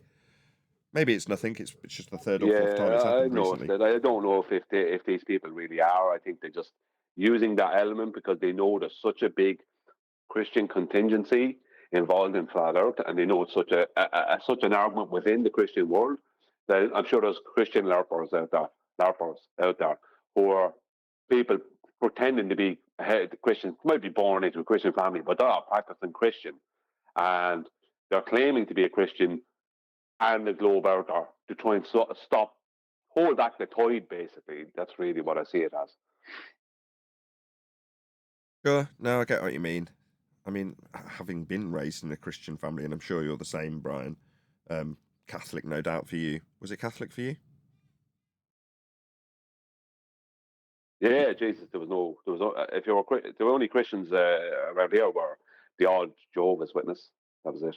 Right. So Catholic for me. Indeed, but I'm just saying it's one that maybe it's just the difference between Brits and Americans. Or, I know you're not a Brit, Brian, but you know what I mean. We don't necessarily lean into that Christian upbringing as much as the Americans do, even if they aren't necessarily devout Christians. In fact, I'm quite hesitant because I'm not knowledgeable on the subject. And if someone said, well, do you accept Jesus as your Lord and Saviour? I'd be like, yeah. I'd be like, well, why don't you know about this page and verse in the Bible? Because I don't read it very often. So when you're going to profess to being something, it's like saying, well, because I understand science, I can now start calling myself a scientist. Well, what science have you done? Well, none. But I understand how it works. It's like, that doesn't make you a scientist. And this, for him, and a lot of people who you just call LARPers, it's not that you can't call yourself a Christian, it's just professing yourself to be openly on a forum that's reaching the public. It has a different standard attached to it. Do you know what I mean? I don't know. It's hard to. Maybe this is a subject for an after show rather than a live stream. You may be a staunch Christian, let's just say, right? But the fact that it's been pointed out to you in recent years that the Bible, which you maybe followed or felt that you followed the word of to the letter, it may be pointed out to you that it's not referencing a heliocentric globe paradigm. That may be an issue for you. I don't know. You know? Absolutely. Well, maybe that's because that isn't necessarily the Christian upbringing that I had. I might have had it in school, like in my early primary school, because it was a Church of England school. But beyond that, my grandma was a missionary, and my uncle, her son, was a pastor, and there's lots of Christianity in the family. But I was only ever taught about the sacrifice Jesus made and the importance of that. That was the thing that was laboured for me as I was growing up, as opposed to a need to adhere to certain elements of the Bible. Obviously, they're all were used as teaching tools. And I think it's, just to give her a quick plug, one of the reasons I do lean into how Paula Bible U teaches, because she's stressing the importance of certain aspects that the Bible teaches that are fundamental to being a Christian, as opposed to chapter and verse how my interpretation suggests you should run your life to be given a pass to heaven, which is incongruent with the very sacrifice of Jesus himself, which is how it's taught in my adult life by people like Paula, as opposed to, and indeed some of the churches I went to with my parents. But from my parents and my grandparents, I got a different, the understanding that Paula puts out in terms of what it is to be a Christian.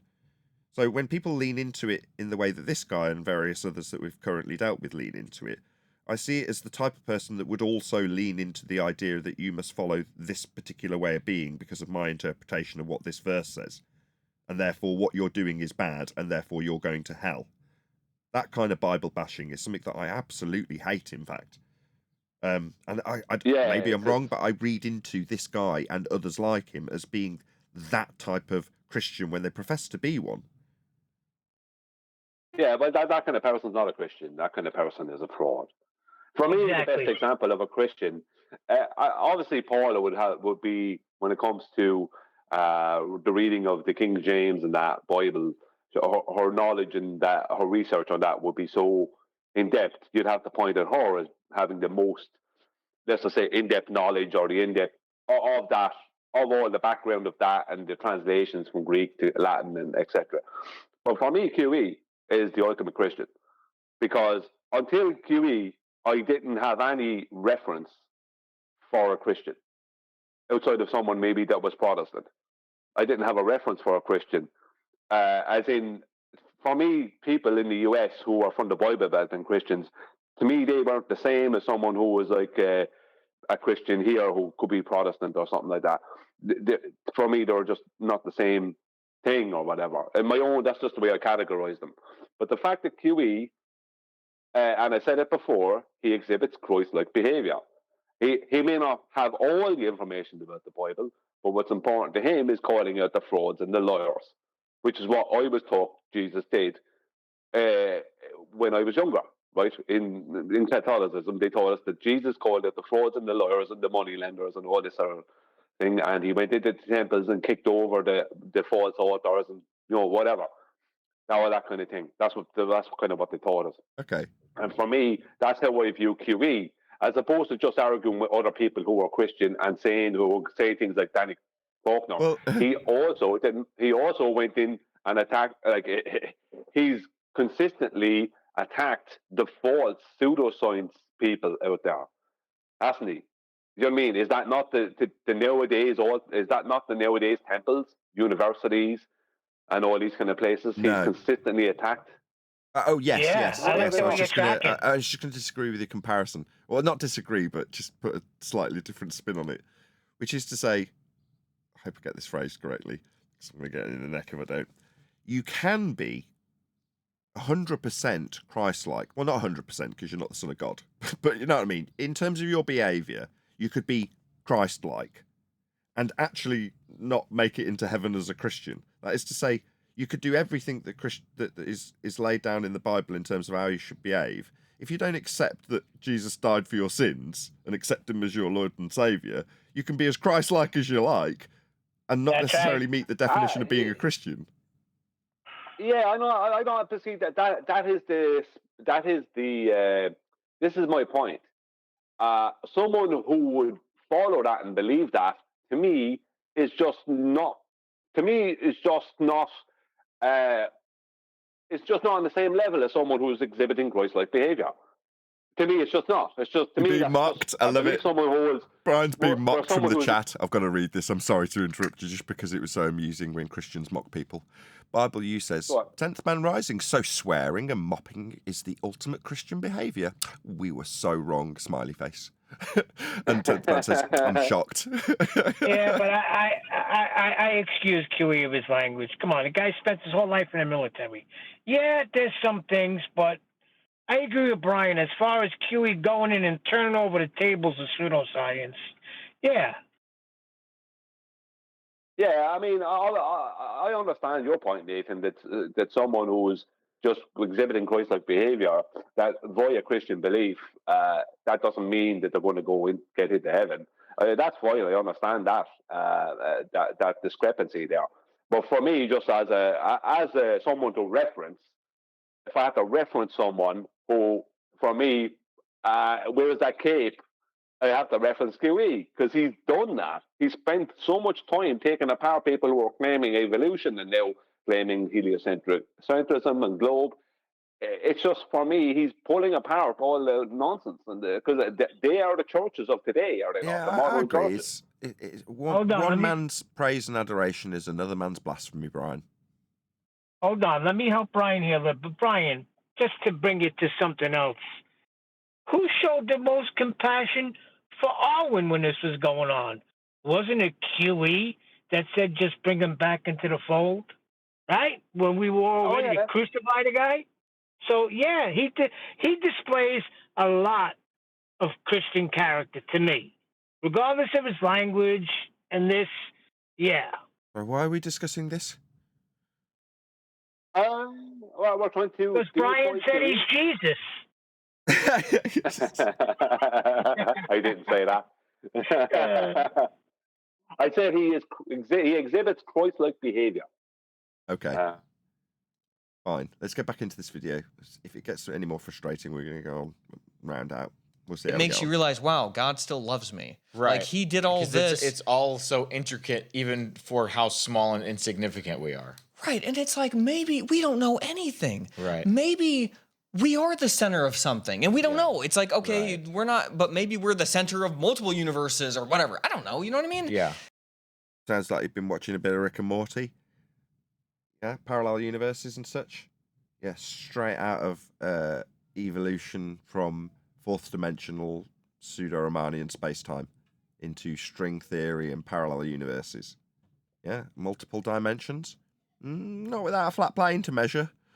I mean, it's fascinating and fun to reify these things into an actual existence where there could be multiple different dimensions and universes and probabilities of different existences of this dude, Jordan. It's just not real. It feels like, and again, I'm not attacking anybody, but you're not here to defend yourself. But it sounds like a lot Au contraire. of people who are like pretty, feels more like I am perfectly okay not believing that I am that important in this world, Right. but knowing that God. Well, that's pretty much jobs are good one for the heliocentric worldview then, isn't it? Because you aren't important in the heliocentric worldview. You're an insignificant speck of dust on a rock that's an insignificant speck of dust with gas not expanding into a violation of the second law of thermodynamics sky vacuum, with you moving around the sun and that moving around the grey attractor. I mean, that is, as far as you are concerned, you as an insignificant speck of dust. Okay. Now, I'm not going to fill you in on what I believe in terms of my worldview. We've discussed aspects of Christianity for long enough. Nevertheless, it's irrelevant, and a worldview based on a heliocentric motion and a scale that's been derived from flat Earth measurements. The scale's nonsense, by the way. The angle measurements to the stars don't change as you raise in elevation. There is no height to the stars. You can extrapolate out radial values and then put things into orbital motion and then scale them with Keplerian motion and then give values to certain stars like Venus to scale it with a value that you can also control the rubber ruler with things like light speed. Ultimately speaking, it's all extrapolations of flat Earth measurements to begin with. So none of it's true in terms of these distances and scales that make you feel like you're an insignificant speck of dust. They're simply not true. They're completely arbitrary. They're made up. You know, Christian Huygens suggesting that Venus should have the same radial value that's measured on a flat Earth is nothing more than his, quote, ingenious assumption, end quote. It's not anything. It's arbitrary. But the arbitrary ascribing of these distances has left you to say it's okay to feel like I'm an insignificant nothing.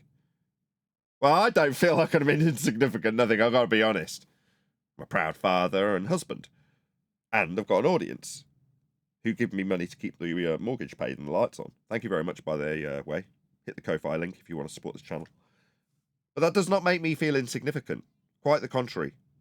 I feel like there's people around me that are very much dependent on me. And that is not me in my insignificance in a giant heliocentric speck of dust worldview. You can have your own beliefs, just as long as you're aware that they've come from flat Earth measurements to extrapolate out these vast distances to make you feel like nothing. Sad. God still, that's like the point. Right. And that God still is involved in our lives. It's kind of like this lesson. But also, if you look at like, and I don't know what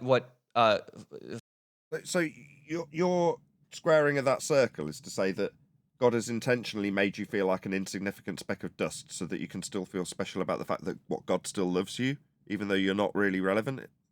That just seems like, again, you making it. I'd be sat on my cloud as God tutting at you. You're like, what? Oh, the beauty of the world just is around you, and you're going to tell me that I'm making you feel insignificant. No, men have done that to you. I hate saying flat earthers. I feel like that's just like a weird, bad thing to say. How many flat earthers do you think are watching? There's a lot. There's a lot? Yes. Over 100 watching right now. Well, I don't. There's 100 people watching my audience. In my audience, and I can't necessarily say they're all flat earthers. There's a good chunk in the Discord server now. There's at least a dozen in there, and there's half a dozen in my server. So there's a fair few watching you live right as we speak. Who'd have thunk it? I don't know how to explain that to you, but there are way more than you think. Okay. I know it probably seems weird that I'm like you thought there was like none, and it's like these weird people on There's at least 20.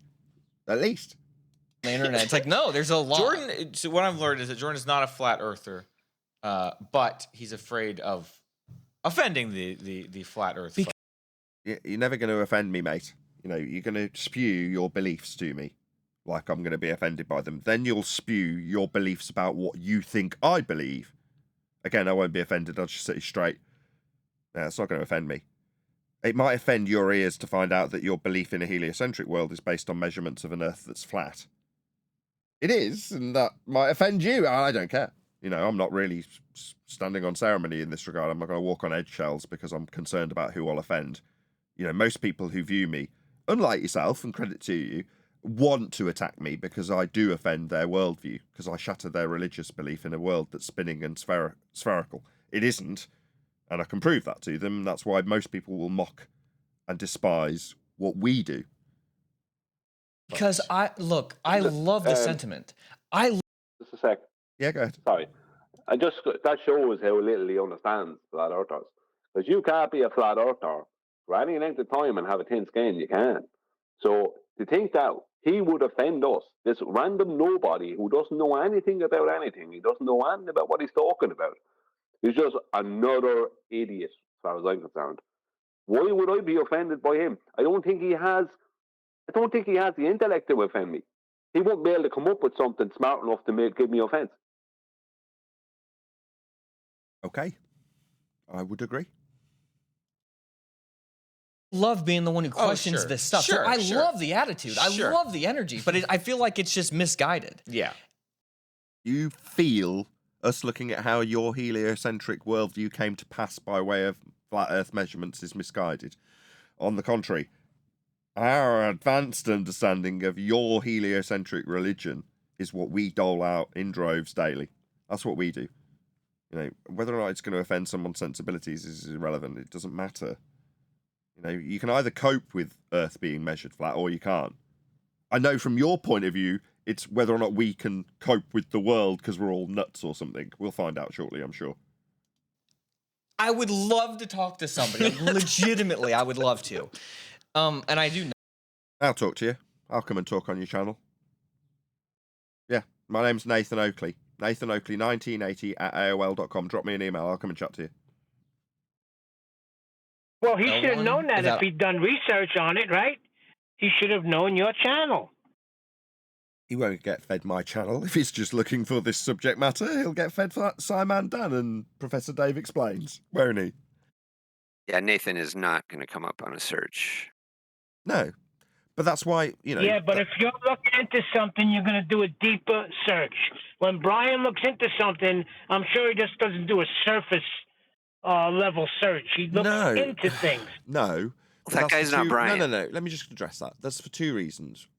Me, I'm slightly different because the way I was educated was slightly different to most people in terms of the necessity to do primary source research and dig further than the surface level puke that you get off Google. Well, Brian has trained himself to be that way as a consequence of finding out how much deception there is in the world and has found his way to the truth through primary source research. Now, most standard comprehensively educated people don't get privy to that and are quite literally taught to take the surface level puke and regurgitate it ad nausea.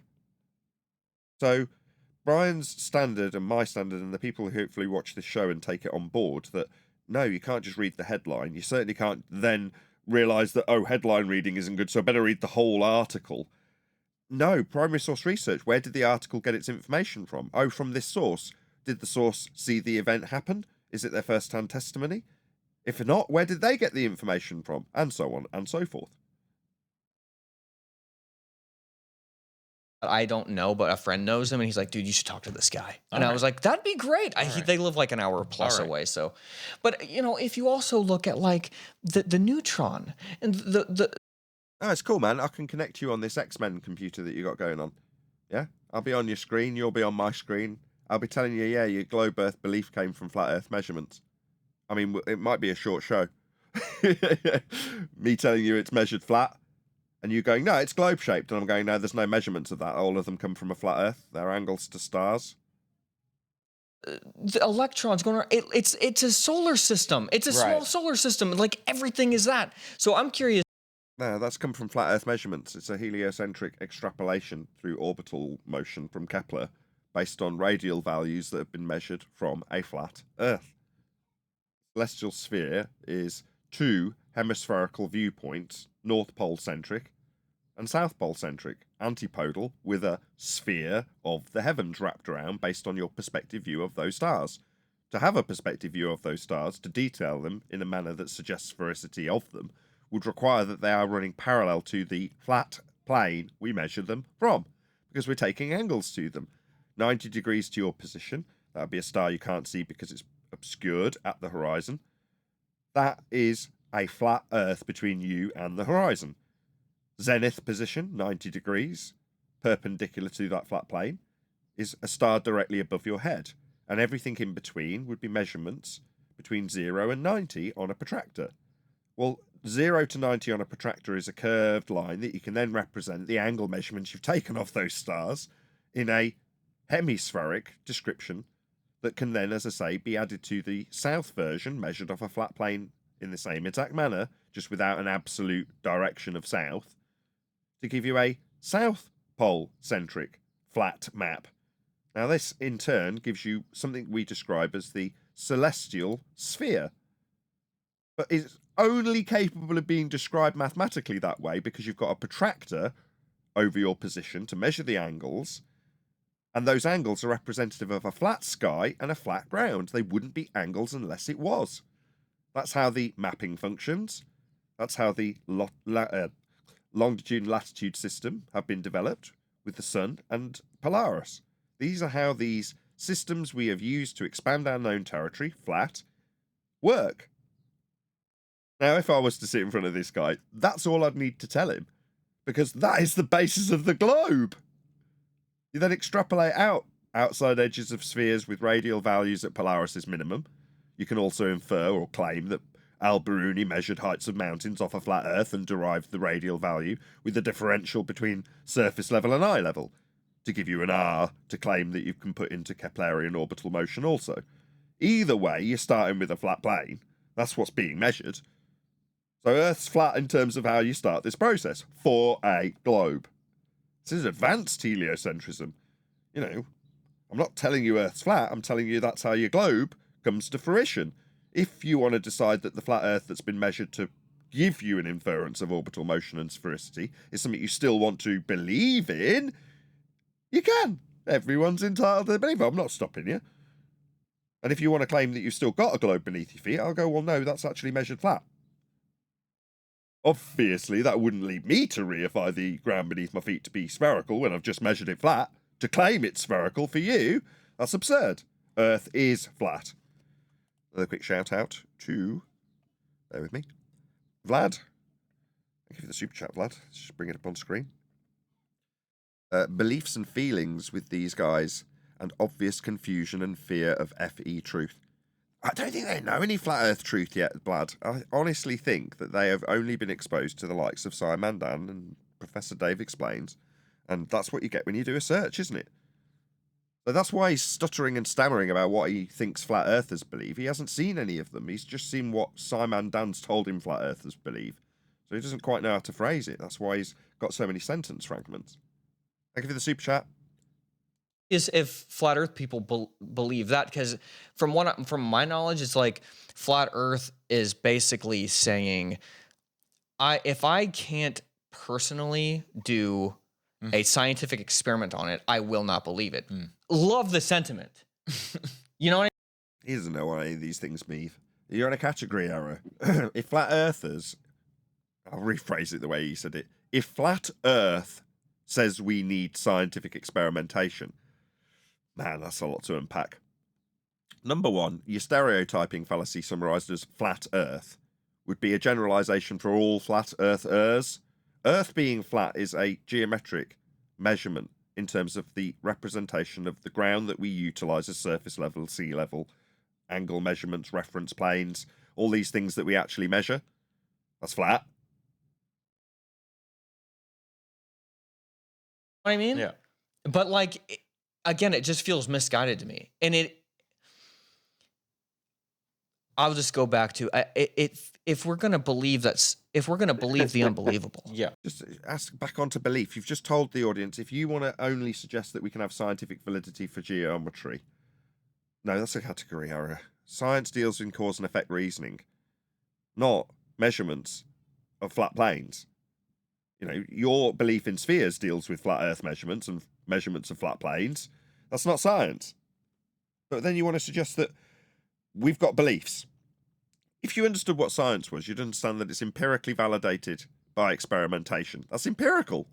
So if you're saying the standard that you understand flat earthers to lay down is it's got to be science, then you're saying flat earthers would suggest that they only want empirical evidence. Okay? I mean, it's unreasonable when you're in a category error, but nevertheless, it's kind of sentiment that you'd want to hear from somebody who's making a claim. I'll only accept empirical evidence for a measurement of something that's flat that isn't cause and effect reasoning. Nevertheless, now let's discuss how they've only got beliefs and what it is reasonable to believe in. Wasn't the standard empirical evidence a minute ago in your category error? Ugh, doesn't understand the words that are coming out of his own mouth, does he? Yeah. He's not just stating that flat earthers, even though what he stated was incorrect. The way he stated the whole thing was incorrect. But basically what he said is flat earthers just won't accept any old nonsense. Right? Yeah, that's pretty true. We won't, right? Regardless of which flat earther we're talking about, they won't just accept any old nonsense as evidence of something. And, you know, outside of the evidence they don't understand, outside of that, once it's something they can understand, they won't just accept that it's evidence if it's not. So they won't just accept that Mars is X, Y, or Z and is a certain distance away based off of what would be not any evidence. So yeah, that's true. Flat earthers will accept any old garbage. but they will reject what they now know to be distrue with globe Earth standards of evidence. In fact, like a lot of Right. anti-flat earthers, they'll reject almost anything that's claimed to be a globe Earth evidence, to our detriment currently. At the beginning of this live show, I pointed out that if you're going to claim eclipses as a standard of proof, then you're going to need a Keplerian extrapolation from flat Earth measurements. Ergo, your win, if you're going to claim it as a globe win, will be pointed out to be in origins of a flat Earth, and then taken to be my win. Ergo, when you decry a globe Earth win in that regard, you're actually ultimately decrying the origins of the flat Earth measurement they use to infer their sphericity you're bracing against. So it's weird, but when they win, if you're going to claim globe Earth win, it isn't a globe that's won, it's just a model that's been extrapolated out from the angle measurements to the stars. I don't reify it into the ground I'm actually standing on, but if you're going to say, as it was designed to be, it makes better predictions, then I'll agree. Doesn't mean we're standing on a spherical surface, because the measurements that are put into that calculation are flat. So their win is our win. I think you need to listen to what I said again, because I put in a little caveat there that saved me. I said, except for the evidence that they don't understand. That's what I said. In other words, flat earthers are likely to go along with something when they think it's evidence when it's not. Or they're likely to push something away, not understanding that something they're being shown is evidence for, because they don't understand the evidence. Fair enough, So I didn't hear that caveat. tried You're to say right. myself. But no, it was a handy undercut. my I like objection is that a lot of flat earthers have come to the subject through conspiratorial paths, and they're conspiratards. So that's what we're dealing with. And it may offend some of the audience who are like, yeah, I really like your information, but I am what I am. I came here through 9/11. Okay, well, good for you, but that isn't the vibe that we deal with here, and it's never been my vibe. I hated the fact that there was conspiracies all around me the moment I arrived. I happen to have been looking at psychopathy and subliminal messaging, which is used in advertising. It's a very real, in quotes, thing.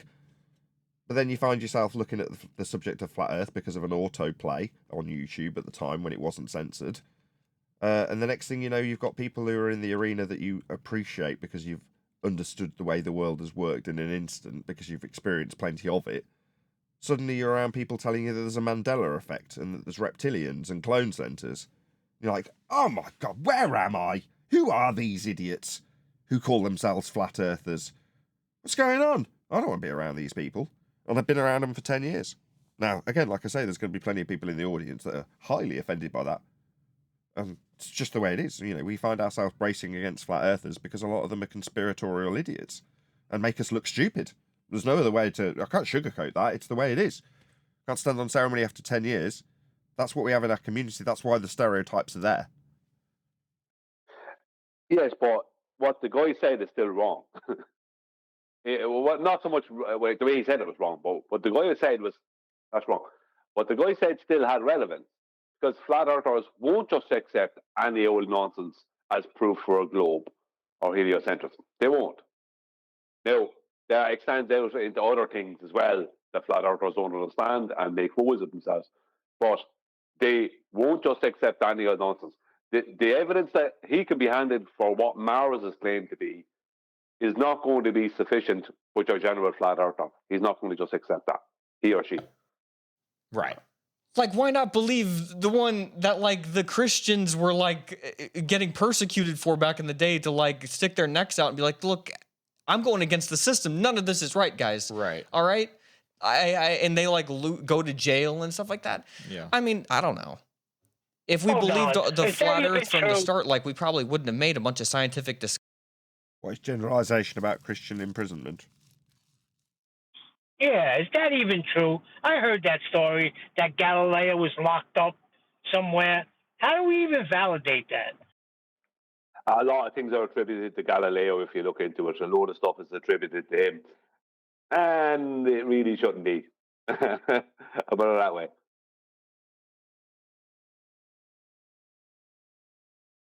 discoveries and Right. done all this stuff, because we would have just been with like the elites who were like, we're the center, and like they didn't want to break that dogma because it like Right. enriched them and made them powerful. It's like, no, it was Right. like the people who stood up to this. Right. So Stood up to what? Your maps are all North Pole centric. We covered this earlier. You don't know what you don't know. again, I love the sentiment, but I just it's They would lost probably on say me. they're the ones being persecuted. They're the ones. That's that right. The establishment says no, the Earth is not flat. No. Who's he talking about? Who's being persecuted? The maps are North Pole centric. That is the way we have expanded the known territory flat. This isn't contentious. I mean, maybe it's been brought into the flat Earth realm by way of feast and nonsense to make it contentious. I don't know. This Christian aspect is something I don't understand. Fair enough. Whatever. Oh, it is, and you're persecuting me. Yes, You know what I'm saying? of course. But I see what you're saying too. I think that your I just explanation is more correct. if you look at everything, if you look at how the whole war, I mean, we can make nuclear bombs. Yeah. Like that's ripping atoms apart. That's Oh, it's the Sabine Hosselenfelder standard. We have mobile phones, therefore globe. We have lenses, therefore globe. We have nuclear fusion. ripping a solar system apart and something happens. Right. Like something huge. So that has to be real. Doesn't it make sense that like the solar system What would did he like say? Saying there's twinkling lights in the sky. They must be real. Oh, he also mentioned the story that goes alongside them from heliocentrism about vast distances and huge explosions and second law of thermodynamics violation gas behaviour. But that must be No, true what because he we can actually see did- stuff in telescopes, I assume is his point. Well, what they actually did, he started off with nuclear explosions, basically atomic bombs splitting the atom, this kind of stuff, and he went on to extrapolate that out as in heliocentrism, something similar happening to stars, blah blah blah. And his evidence for this was that we have supposedly atomic bombs, and that means globe. So that's actually what I did. So atomic bombs mean globe because what's happening in the sky is something he's never witnessed in the sky, that he's told is happening, is stars are doing things just like atomic bombs are doing them. That means it has to be a globe. Brian, do you deny nuclear weapons? You deny mobile You phones? know, yeah, I mean, the fact that you have a mobile phone, Neil, is good enough evidence for most people that it's a globe.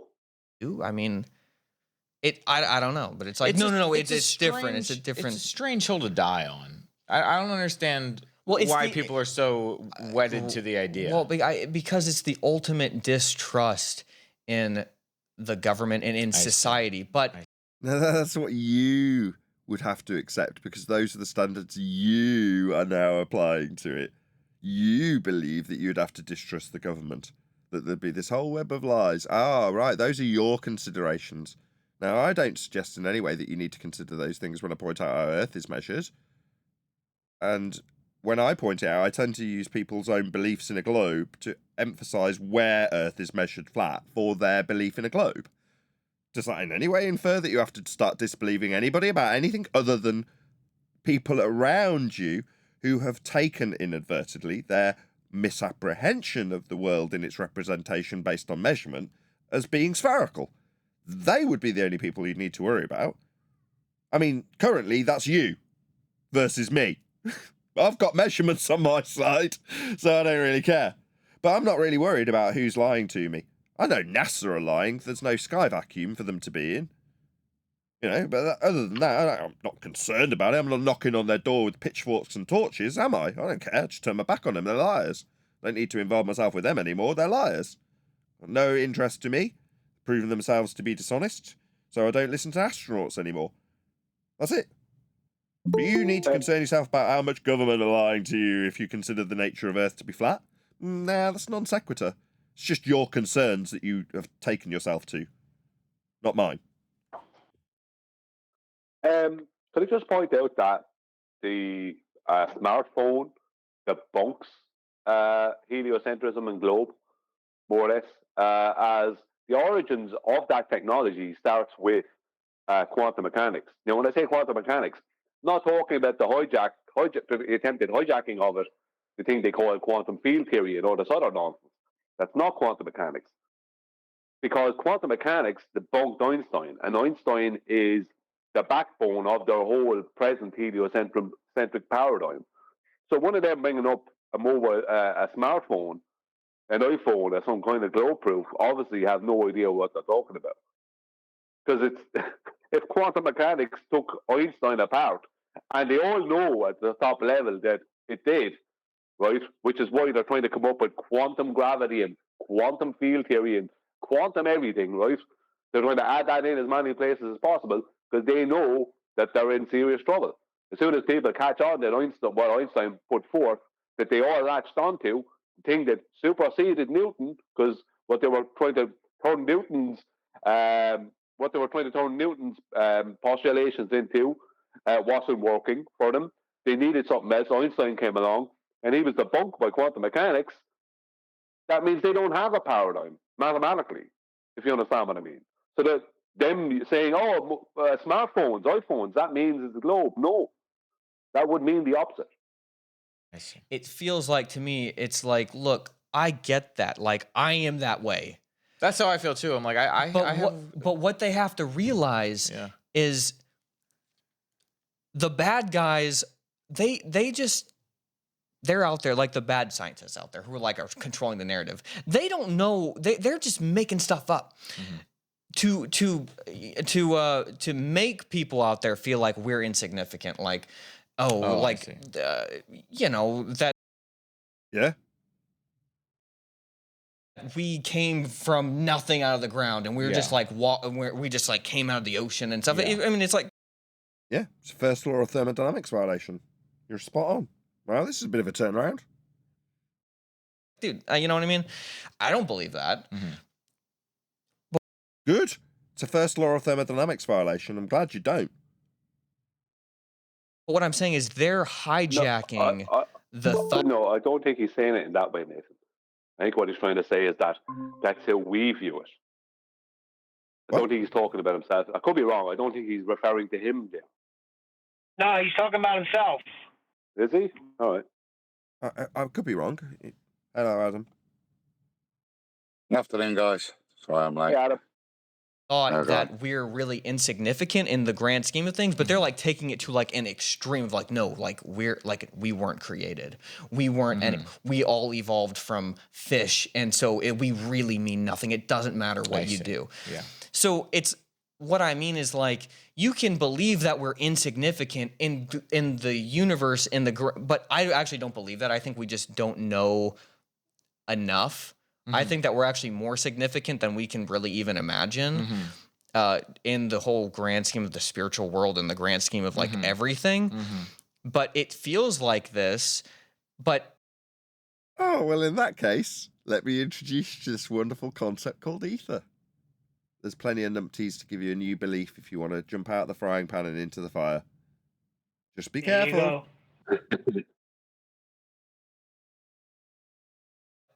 But the bad guys are the ones who are like trying to hijack that thought and really make it be like, no, we're really insignificant. Right. Whereas the people who were originally making these discoveries were like, we're insignificant, but like this is crazy. Like God's so real. We're insignificant because the universe is ordered. It's orderly. Right. And this is What?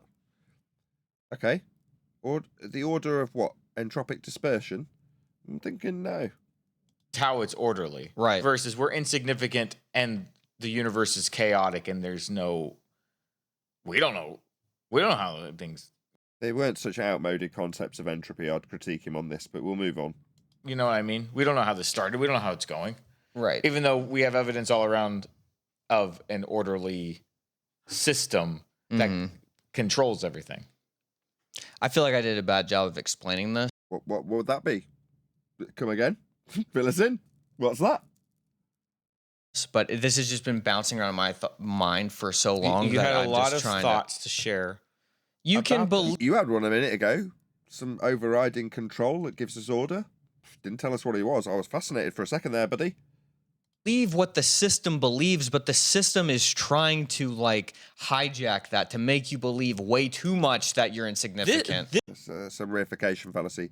No, there is no system trying to hijack our reality. Yeah? Men have taken the notion of a flat earth, measured it, and then put into ideas of people's head that we're on a sphere with those measurements. That's it. That's it. Yeah, that's the system that they should be talking about. The navigation system that give us a horizontal plane for navigation. Yeah, that's the one they should be talking about.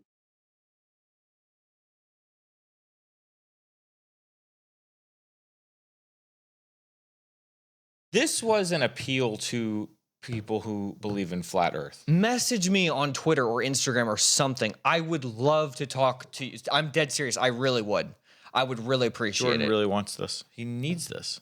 Yeah, all I can find is like some YouTube videos. I don't want to. Don't send me YouTube videos. I want to talk to you like logically about it. Okay. Okay. Yeah, I'm more than willing to talk to you. Okay, that would be great. All right, that was it. I don't know what I said. Anytime someone has ever talked to me about flat Earth stuff, it was, please watch these videos. Yes. Anytime it was presented to me, that was how. All right, well, this will come as a breath of fresh air when we tell you to look at the angle measurements to the stars with respect to a horizontal plane of reference for the origins of your globe belief. Yeah? So it's not go and watch a video, it's Earth's measured flat with these angles. If you want to go and look at something, go and study latitude. Then you'll know Earth's measured flat. That's it. There you go. Not pointing at you anything other than the measurements of Earth. Hope that's appreciated. And I do expect some of the live audience, so I'll do it one more time, to literally, as we're live as we speak, go to this videographer and let them know at Nathan Oakley 1980 sent me. He will chat to you. Or whatever you want to say. The politest comment you can leave so it doesn't immediately get removed by the videographer. But we do want to, in that instance, actually point him in the direction of a video, as ironic as that may be. But yeah, the overall message that he'll get from me is that Earth is measured flat for your globe belief. I think that's it. They're rounding out. We'll just listen to a couple more seconds just to check they are. Oh, it was presented to me. So. Let's get to it. Gave me hope. I need it.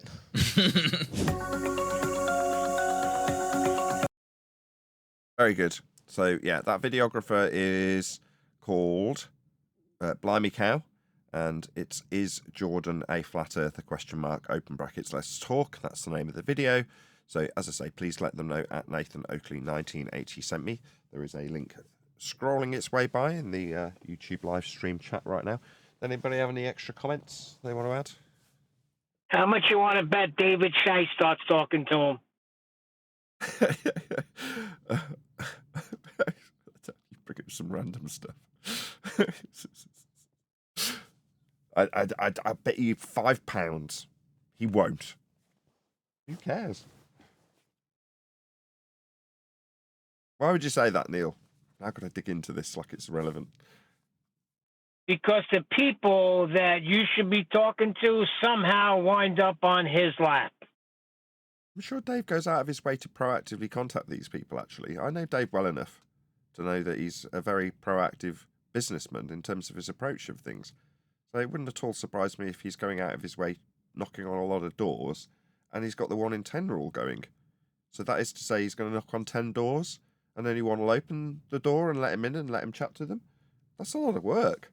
So while you think that somehow there's like some magic red carpet that unrolls for David Weiss, you've got no idea how much work he's probably having to put in to get these interviews. I'm not suggesting magic at all. No, Nathan's been completely naive there, Neil. What's actually happening is when people want to find out about the subject, who did they go to? They're not going to come to you. They're going to go to David Weiss because he's out there as the poster clown. And that's what's going to happen. He doesn't have to even go looking for these people. They can go looking for him because he's out there as Flat Earth Dave. You know what I mean? When you say it flippantly, like he's out there, that just happened, didn't it? Yeah. Well, let's be honest. He might have promoted himself years back, right? But now he's like, if you go asking Google, what's going to show up first? If I'm somebody with a podcast and I want to talk to someone about that topic, and I Google it, who's going, you know, or I go onto YouTube, whose stuff is going to show up first? His stuff, because that's and even if they find your stuff and his, it's going to be his. It's going to be him they want to talk to, because you know he's selling a dream. If you say so. I don't know. I'd drive myself nuts if I was to focus on these things in this particular way. You can only kind of look at your own success and say, how well am I doing? As opposed to, look at that guy, he's doing well because I'm being deprived. You just go nuts. Anyway, if you're watching this on either Nathan Oakley 1980 or Nathan Oakley Premiering Streams, then stay tuned, as there will be an after show to follow.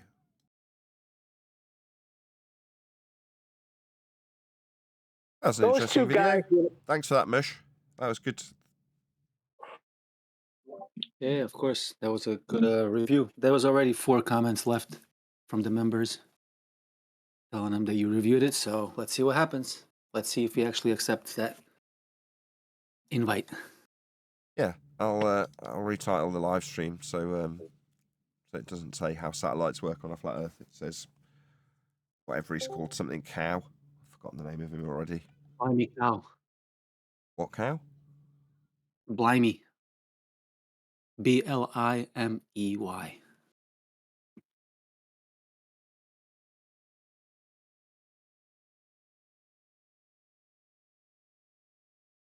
Blimey cow. Okay. I tell you, that David Weiss is a really great guy. I think he's really great, Neil. What do you think? What? Yeah, I know him very well. He's awesome. He even invited me on his boat. Who did? To discuss the scientific method. I mean, really, he's a really good guy. Are you still talking about David Weiss? No, we're talking about how you're a simp for David Weiss. A simp. So if I defend anybody, I'm a simp for them. No. This is like Johnny yesterday saying, you're all saying you don't want me here, this kind of stuff. No one said that. Nice try, Oakley. I have no idea what you're talking about. You don't want to have an idea about what we're talking about. You simp for Dave. Flat Earth Dave Weiss. You simp for David Weiss. That's it.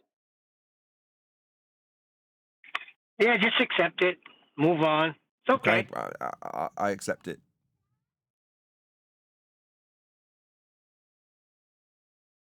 Okay. Well, those two guys that you just reviewed. I'm sorry, go ahead. Go ahead, Mush. No, my bad, Neil. I was going to say the guy that says space makes more sense than flat Earth after 10 years of flat Earth talk. That Dave Weiss? Yeah, him. Don't you attack Dave Weiss. How dare you? Dave is very important in it. Very important.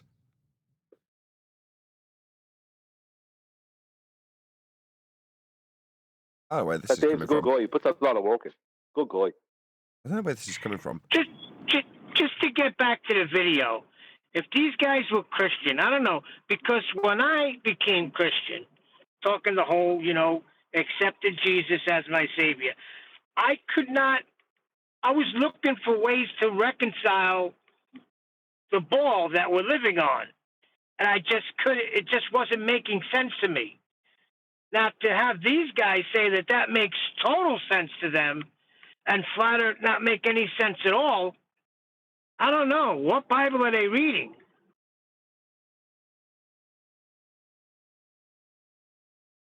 It's almost like they're saying the more unbelievable the stuff is, the easier it is to believe it.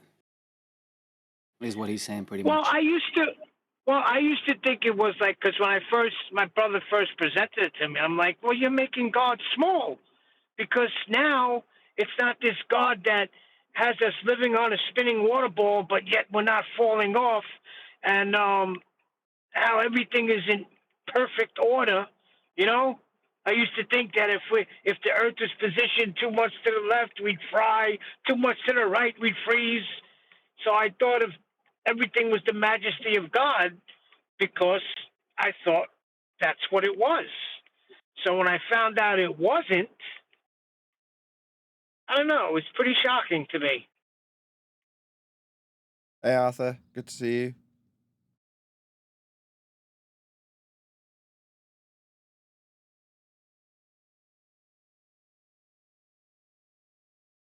I'd do an Indian accent and reply in his absence, but I'd only be accused of lazy racism. That other. He's in VC, but he's obviously That not Dave's a around. good guy, Neil. I tell you, he's hard work for that fella. That Dave. I really like Dave's a He good guy. works. Oh, bloody He hell. works his butt off to get the interviews he gets. Yeah, he doesn't He's just a sit proper- down in the mornings. He's up Yeah, out of bed, that man. He's out there, and he's communicating. He's a proper businessman. Did you think this is some fray that you're pulling? Because it isn't. Listen, right? We're just relaying back to you what we're hearing from you when we state some facts concerning your special buddy, okay. Dave. So when I did it for Witsit, literally yesterday, and it's, even though I don't agree with any of Witsit's arguments, he's being rumpused, and the point he's putting across isn't being responded to because the end of it's being cut off. I sympathise and empathise with Witsit. That's me being by the same standard that you've just claimed when I defended Dave for him being proactive and actually going out there. He's out there, you say, Brian, but that's me simping for him. How's this turned into a fray that you're pulling? What's going on? I don't care. Different. That's just the same. That's just you. That's just you calling it like it is in a debate. That's you're just saying. Excuse me. No, which has been rumpus. This is wrong. That's fine. I'd say that. No bother. It's your bias against anyone who says that bad about Dave, your special buddy. Well, load of nonsense. It's the same principle saying I'm biased against anybody who says something against Witsit by that standard, and you just repeated the claim. Like I mean, your support of Dave of Flat Earth Dave there at the end of the show. I mean that was medal worthy. Do you know what I mean? That man's out there. He's working hard. He's up out of bed in the morning. He's not laying in. He's out there on that phone, on that brewer, contacting people. That's a hard working man. He's doing some good stuff. Oh, you know what I mean? Is this a cry for help? The truth being, go on, huh? Are you saying you don't get enough attention, and even the slightest hint of someone else getting attention is going to be pulled up and mocked? Is that what this is, really? That is not what he just said. You're getting this wrong. Look, I'm going to spin this. Whether you like it or not, it's getting spun. You are talking about how great he is when you should be talking about how great you are, and never mind that Dave guy. Dave is great, though, isn't he? Let's be honest. I can't believe we used to kid around and call him the boss. Yeah, Ed takes one knife between the shoulders. Now you're talking? See, you're still feeling that pain. Nice. No, not in the slightest. That's my point. Now, I don't tend to hold too many grudges. I just tend to turn my back on people. Yeah? Sometimes you're forced for ulterior motives to reappeal to certain people, but that's because I can bite my pride when there's a greater good involved. But in terms of your personal relationship with people, no, you gave that up for the reasons that I don't care about anymore. Because I'm not interested anymore.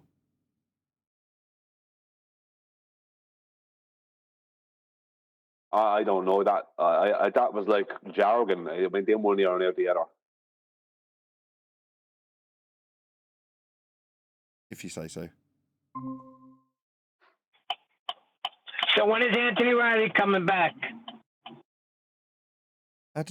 Why are you asking about Anthony Riley? Phoned me yesterday. That's why I'm asking you. I figured you had a conversation. When's he coming back? How did you know I had a conversation with him? I was there for the whole thing when Adam told you. What? Told me what?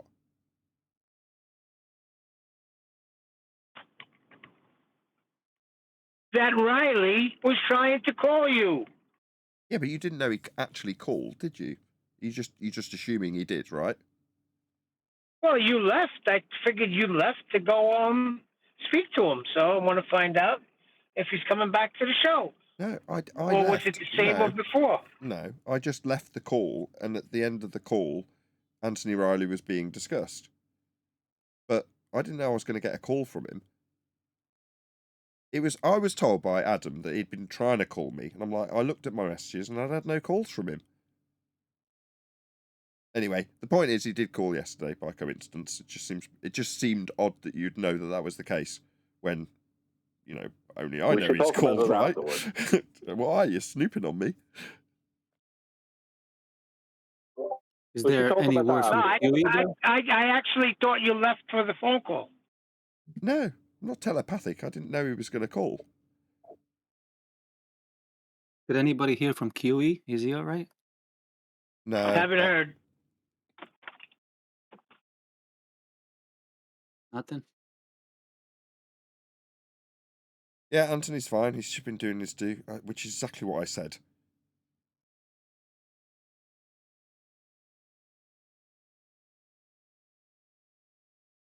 Can I just, I have something presented here. Can I just go through something here in a moment?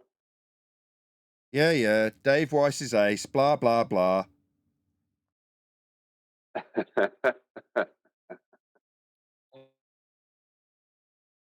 Yeah, I'll just go through it as I have it presented, right? This is how the globe deals with dip correction, right? Because they can't. Is the height of oil, right? The height is 30, let's say, whatever, 35 feet, whatever, right? This green one here. Here is the sea level down there, right? What they do is they give a mathematical horizontal distance, which is this blue line, right, which is their tangent underneath the boat, to where the horizon is going to be. And they determine that based off of where the horizon would be, right, for a 35 foot off the surface person, where the horizon would be on their globe, right? So what they do is they add 7/6 to their globe, right? But they still don't address the curve part, because the 7/6 is still going to have a curve, but it's going to stretch out the horizon a bit, right? Because you're dealing with a bigger globe, right, with their effective radius, then you're going to have a further away horizon from 35 feet. But they don't have any curve on this blue line because that's a tangent. So their tangent, right, becomes that from underneath the boat goes to an horizon that would match a distance of a 7/6 globe. But they take the curve away because they're dealing with a tangent, right? Now, in reality, the actual horizon for an observer, 1 second, I just want to get a segment here. The actual horizon, right, could be out here, right? Double the distance, right? But why are they not addressing that horizon? Because within their paradigm, right, within their paradigm, they must address a distance to an horizon that matches 7/6. That's what they must do. Even if the actual horizon they're looking at is out here, and they must make sure that this dip here is close. The dip they have here is close to this amount of dip here is close to what this dip is this black line here to here. This is what they must do, right? Now, on a flat plane, it makes absolutely no difference how far away the horizon is, because the height of I, which is this green line here, I'm just going to make it thicker, right? This height of I line here, that's all that matters. So it doesn't matter if the horizon in reality is here, here, here, back here, or out here, or further on. It makes no difference, because the correction is this. But when they're addressing it, they're using a tangent that will stretch from underneath the boat, which is here, out to a distance that will fit a 7/6 globe, but without any curvature.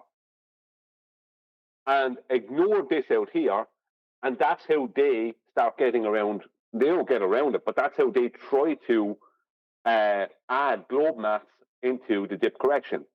But this line here, the serrated blue line, excuse me,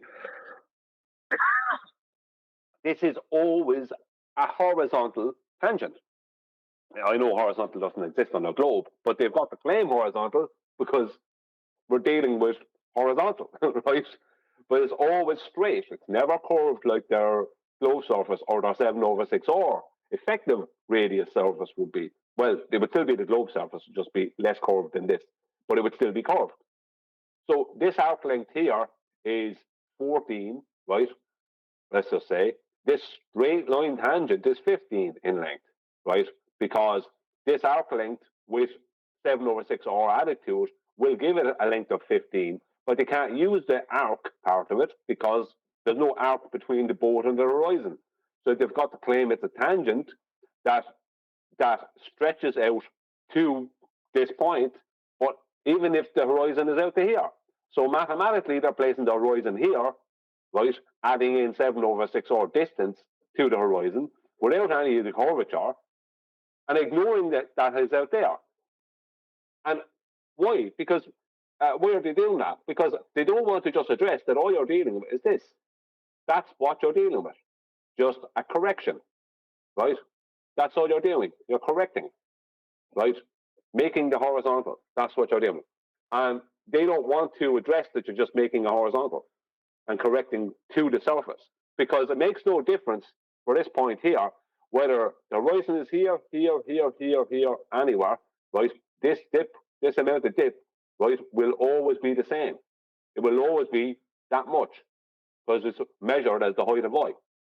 So what they try to do is add in mathematically some globe mass while not adding in any curvature and try and claim that somehow this is reality.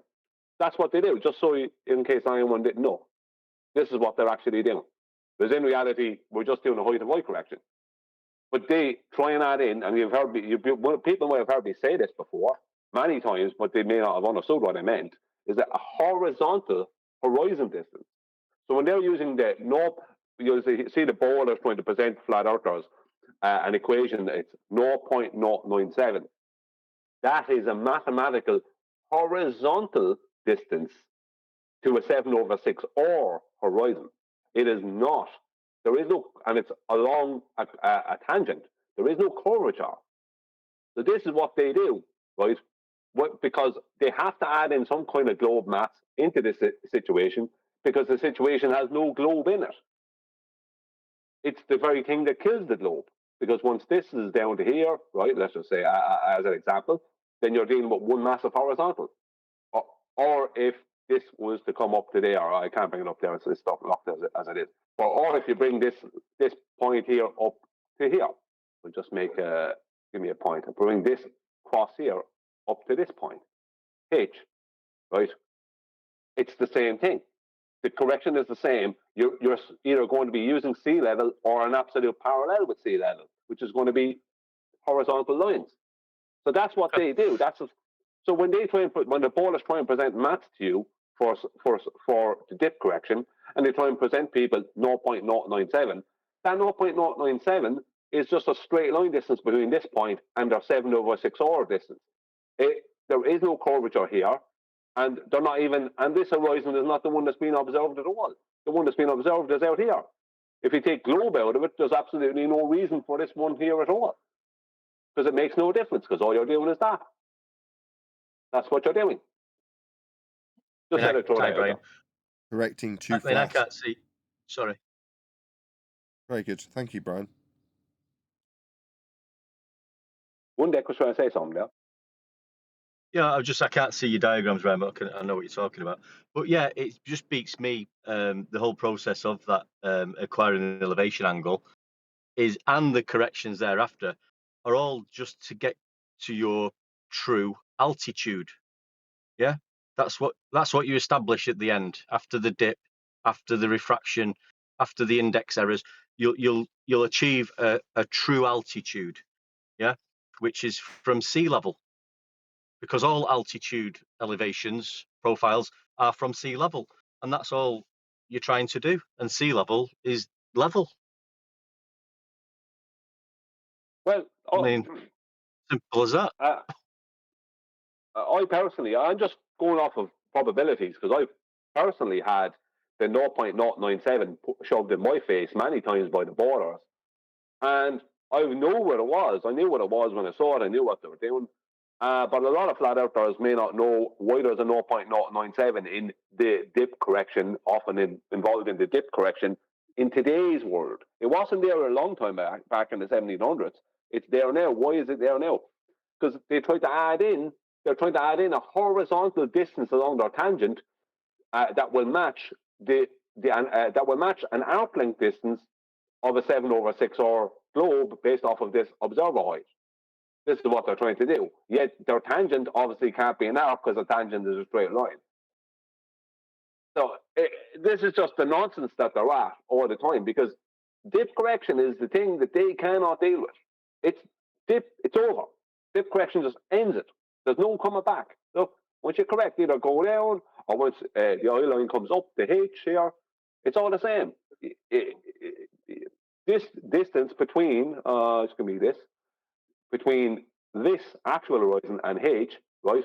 That distance is exactly the same. I'm just going to make it green, just like the other one, and that is exactly the same as this other one over here. The distance from sea level, from the horizon, which would be sea level, is up to the oil, from underneath the boat to up to the oil line, is exactly the same as the distance here from the horizon up to this H, which is in a direct straight horizontal with the oil line. Do you know what I mean? So the only way they can get, in any way, try to get around any of this is, well, not they can't get around it, but what they do is they'll try and add in 0.097, and then claim it's an arc length. It's not. They're adding it in as a tangent plane length. 0.097 is just a use of a distance. It doesn't have to be a curved distance or a straight line distance. But in this, in general terms, but in this scenario, it must be a straight line distance because it's a tangent. Do you know what I mean? It must be a straight line distance because they have to have it as a straight line distance. Not only are they using a tangent, but the dip correction shows that this between here and here is exactly the same as between here and here. So there's no way around it. But just so people know that if you're presented with 0.097 by the borders, ask them to prove that that's an arc length distance and not a horizontal distance. If they say it is an arc length distance, say so you're claiming that a tangent plane is an arc. They won't know what you're talking about at that stage. But you're better off keeping them in confusion. None of that's even in the almanac. I mean, when you look at that, the dip correction column, it's not none of that. It's just the height above the the sea level. The only reason I'm saying this, I have seen one particular dip correction page from one almanac, and it did have a 0.097. I have it on my other computer, and the broken one. The 0.097 was in it, but it was used as a horizontal distance, the 0.097. Whereas Ruvik will take the 0.097 and try and make it into an arc length, completely defeating the whole purpose of the tangent. Do you know what I mean? But just so people know, because I have seen it, but it is used, if you look at it mathematically, it's used as a horizontal distance, not as an arc length distance. But most of the dip correction pages don't have that in it, or if it's in it, it's way down at the bottom. It's not. The point is it's not to do with dip correction. It's a globe add-on. That's all it is. That has no relevance really. It's just to help them mathematically somewhat push their globe into the situation, while making sure there is no absolutely zero arc or curve. Do you know what I mean? Because they have to. So it's just it's a little bit of an extra or an intricacy of the dip correction in today's world. I don't present. Thanks, Brian. No worries, it'll come back up again, Nathan. I guarantee you. Oh, I And you'll did remember for a it. second.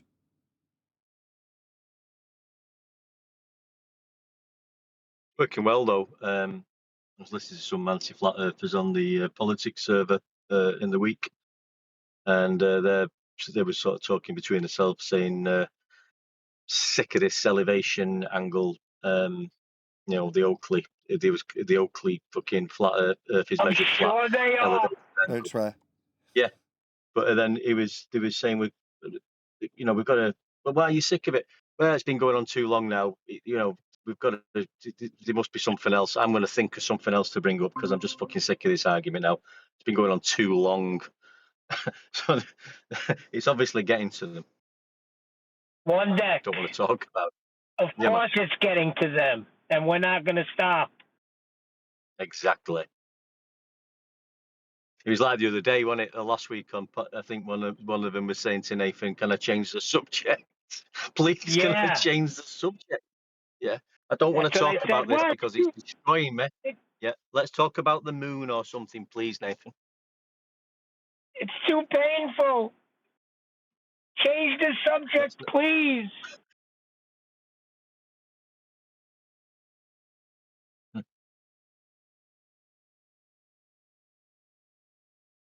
I said it then and I'll say it now. You'd think they'd want to know more. We're exposing the origins of their claim, where the Earth is actually measured. You'd think they'd want to know more about that.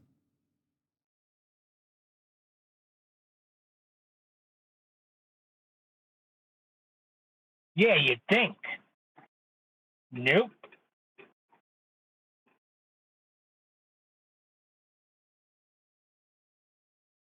Well, they can't offer any evidence of measuring Earth curvature, as in drop over distance, because everything they do offer as evidence is relating to an elevation angle measurement using a horizontal level baseline. They can't present anything that offers a curvature measurement.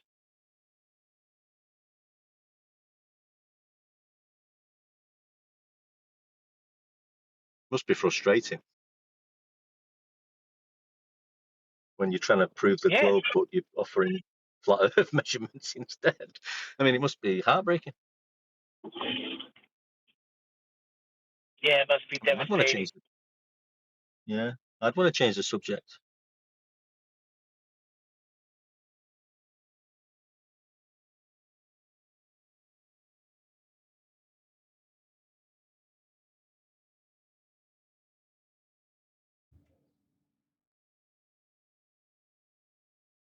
How do you think it will go tomorrow then? You think some of those will be there? Yeah, I Dogs think of there's going Gods to be was one more of of them. them there lining up for you. Think so? Yeah, I love it. And it was great the other week when you was in there. You just it was like one next. Just like you can't handle it. He was, I mean, he was on form. He was on top form. I mean, you must have shellacked about fucking 7 of them, fucking straight. One deck, stop swearing. What's wrong with you, lad? Sorry. Okay. It'd be okay not to hear Brenda or Jekyll. That'd be okay. Oh my gosh, bro, you just took the words right out of my mouth. I was gonna say Nathan needs to pull a quicker switch, man. When Brenda starts talking right away before I start getting irritated, just I'm not talking to Brenda and some of these other trolls too. You took the words right out of my mouth, bro. They're just not worth it, man. Just repeat offenders. Yep. They're just not worth it, man. They're like, yeah, I was gonna say retarded. I don't want to call anybody retarded, but they're literally retarded, man. Brenda has nothing, dude. I don't know how can any person embarrass themselves every single time they speak and still come back every week. It's just beyond me, she dude. said, you never measured the Earth, Nathan. You never measured the Earth. Brenda just very calmly lies. That's all Brenda does. Just a continual lie. Like Brenda doesn't care about. Yeah, that's the difference between Brenda and us. We care about what's true and factual. Brenda doesn't care about what's true and factual. She only cares about causing Nathan a problem. That's all she cares about.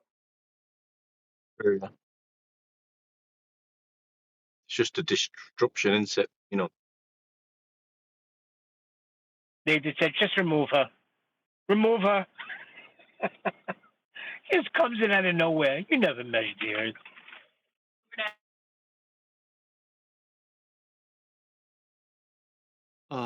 Also, Brian, while I got you right now, bro, like I asked something before when the Nathan was doing his intro, and I guess you didn't hear me, bro. I just want to clarify this once and for all. As far as the airplane mode on my phone, I was under the comprehension that when I put my phone on an airplane mode, I'm completely disconnected with transmitting or receiving any signal from anything. Am I right or wrong about that? Are you saying that I'm still No, you're being still going to be receiving stuff. You're just probably not going to be getting your general Wi-Fi. When you put your phone on the airplane mode, right? you're still going to be getting. You can still get GPS signals, but those GPS signals would be differential GPS or assisted GPS, because that's what your phone gets. It's assisted GPS. So you may not have Wi-Fi and stuff like that, but you'll get assisted GPS. Gotcha. Now that might Because be blocked out on a plane, but sorry. the way I understood it, like for example, the app that I'm using, the way I understood it, it's a digital app that's already topography, and the information and data is already the data of a topography is already in that app. So the way I understood it is when I'm moving about, going over that surface, that my phone is just recording and collecting that data that's already there. That's why I understood it that I can use the airplane mode and I don't have to be connected with anything, because that's the way I understand it. The digital data is already, the topography is already in the app, and as my sensor that's in the phone is going over the area, my phone is just collecting the data. That's the way I understood it. But what you're telling me is that I'm only, when I put my plane on the airplane mode, I'm only disconnected from sending and receiving a signal, but I'm still connected somehow to these, whatever's tracking my signal, GPS, to these towers, right? Is that what you're saying? Well, it may or may not be. It depends. Your phone might be just behaving via the app as an inertial navigation system. So it might be working like that, as you said, that the maps already involved in it. So it might just be using itself as an inertial navigation system. So the accelerometer is in the phone, are recording what direction you're going.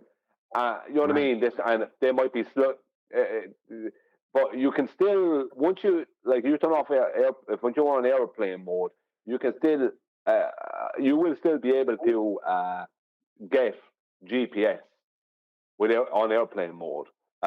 You just won't be able to use Wi-Fi and other things like that. Yeah, that's obvious. But now it That's could be, obvious as I because said, I'm it could already just be using it like purely that. what? No, sorry, bro. Sorry to cut you off. Go ahead. I'm just saying it could be just behaving as an inertial navigation system like they have on planes. It could be behaving like that using the accelerometers in the phone or whatever. But I don't see why on airplane mode you're still not going to be getting assist. You might be getting differential GPS as opposed to assisted GPS. But as far as I know, all smartphones get assisted GPS, whereas an airplane will get differential GPS. The airplane itself. They might be able to get assisted GPS too. I'm not sure, but I can't remember to tell the truth. But as I said, it could be both. It could be that it's working as an inertial navigation system using the maps, but it's also getting information if it needs it. I don't know. I'd have to look at the app and how it's set up. To be honest with you. Okay, because the only other reason why I was believing that, thinking that, is because one time I was going from New York to Pennsylvania, and I was going through the area that was nothing but farms. It wasn't marked as regular roads, right, where bicyclists were going through, right? It was kind of a shortcut, right? And there was no data for that area. So my phone literally didn't record like 30 or so miles because there was no data from that area, and started collecting the data once I got out of the area, once I got on the real road. You get what I'm telling you? Yeah, well, then it's picking up assisted GPS. Yeah, Then. so that's why I was thinking the data's already in the phone on my app, right? And as I'm going with my phone, with my sensor that's in the phone over that area, my phone is just collecting and storing the data. That's how I understand it. Yeah, but just let me ask you: when you got to this area where there wasn't data for it, when you had your phone on airplane mode, did you have any data to work off of? No data at all. I even have the ride saved. It's like from many years ago, but I have it. It's on the app that saves my data. So, like I But said, you I was had the going through these maps. fields. What was that? You had the maps, though. The maps were there. Yeah, of course. Yeah, Yeah, it has the yeah. map, Well, elevation is I'd already say, there. yeah, but I'd say it's operating in both ways. I mean, there's definitely, well, I'd say that's what it's doing. It's operating as an inertial navigation system when it needs to, and it's also operating, like the maps are there. So it's just recording you moving along a road or moving along a track or whatever, or if you're in a plane or whatever. It's just recording you doing that. So it's, you know what I mean? Yeah, It's so the it is maps like are that. already there, you know. So that's the way it is, right? That's how it works. That's the way I understood it. Well, I'd say That's the only it's way. using both. It's probably using an inertial navigation system. I'm just using assisted GPS as it needs to or when it can. Because phones do not get GPS. Do not get GPS from anywhere but land based. From what they say, from the official claims, from anything that's not land based, like cell towers or somewhere like that, they don't get a GPS. According to officially, I don't know if it's true or not, but they don't get GPS from anything in the sky. You know, that kind of thing. Right. If you look into assisted and differential GPS, it'll answer basically most people's questions to do with GPS on phones, because it basically, you know, assisted in differential GPS is just pointing out. All they're saying is, well, you're getting help from ground stations, and the ground stations is giving. Sorry, what's saying about the sneeze? Sorry, the ground stations are assisting. So the GPS is coming from their satellites to the ground stations. The ground stations in assisted GPS are then giving it to your phone, right? Or if you're in an airplane, the ground stations is getting the information from satellites, and it's going from the ground stations then up to the airplane. Do you know what I mean? So they're adding in a part that you don't know if is really happening. That's basically it. Right. But as I said, I don't know exactly what's happening with your app. Okay. But Fair I enough. mean, it's probably just a mixture of both, I'd say. Yeah, fair enough. Because I was also reading on this website of this app that they, like, if there's no data on a certain road and the person, an athlete or whatever, who has a Garmin, the Garmin gadgets that measure elevation and all that, if somebody goes through that area with the actual Garmin gadget that measures the elevation and the distance, that data is going to be used for people who go over that area later on. You know what I mean? Like somehow Yeah. they take That's an data. INS. What's Yeah, that? that's inertial navigation. That's what they call an inertial navigation system. Okay. That's a recording via the accelerometer, a recording of the route. Right. So if an airplane loses radar and GPS and all the rest of it, it still has the inertial navigation system, where that route has already been recorded, pre-recorded by the inertial navigation system. So it doesn't matter if it loses all communications, the airplane will still get to the airport because the inertial navigation system will direct it because it knows the route. That's so if somebody else, so the first person that ran that route, let's just say when it wasn't and it was recorded, that then is that recorded information is then given to everyone who has the app. Yeah. Yep. All right. Thanks so much for your time, Brian, for clarifying this. No, Hope I didn't I waste don't too know if much I of your helped you time. much because basically I already told you what you kind of already knew. So. Yep. But Either way, bro. you Thanks told for me your time. something I didn't know. I didn't realize that phones were using inertial navigation. That's good to know. Well, it's an app.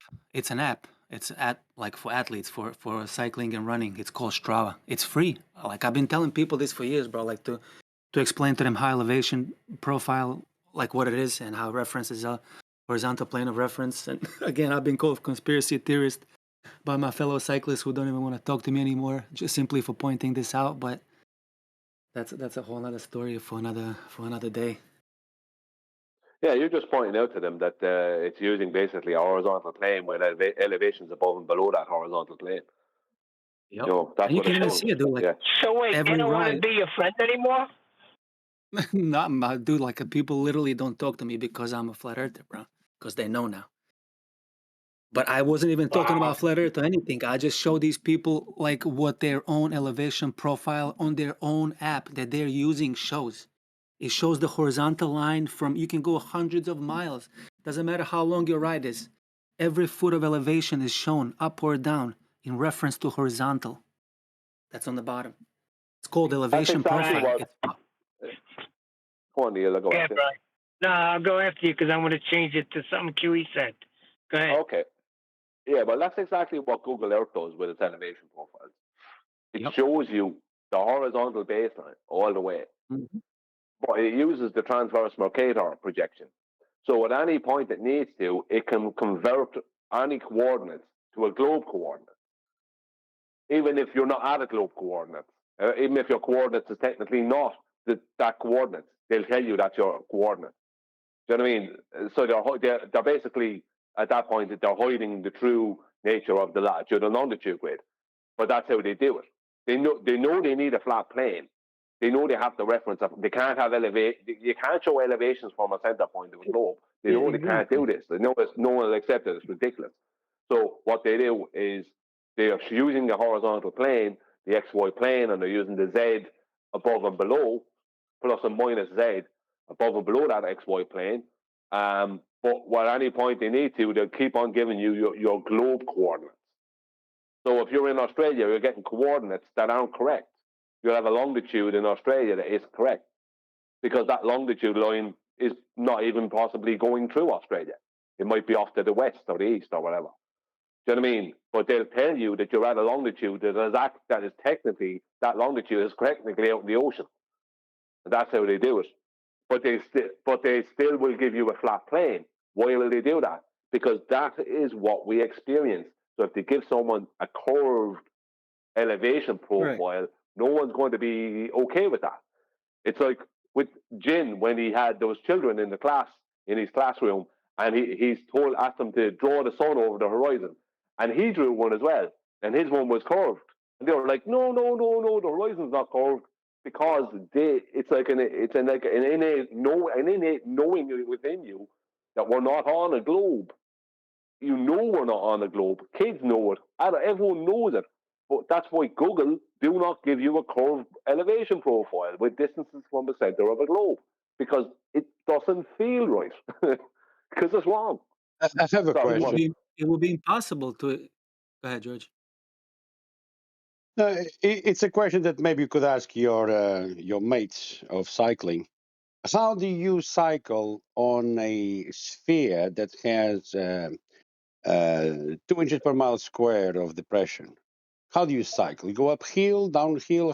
How you do it on a sphere?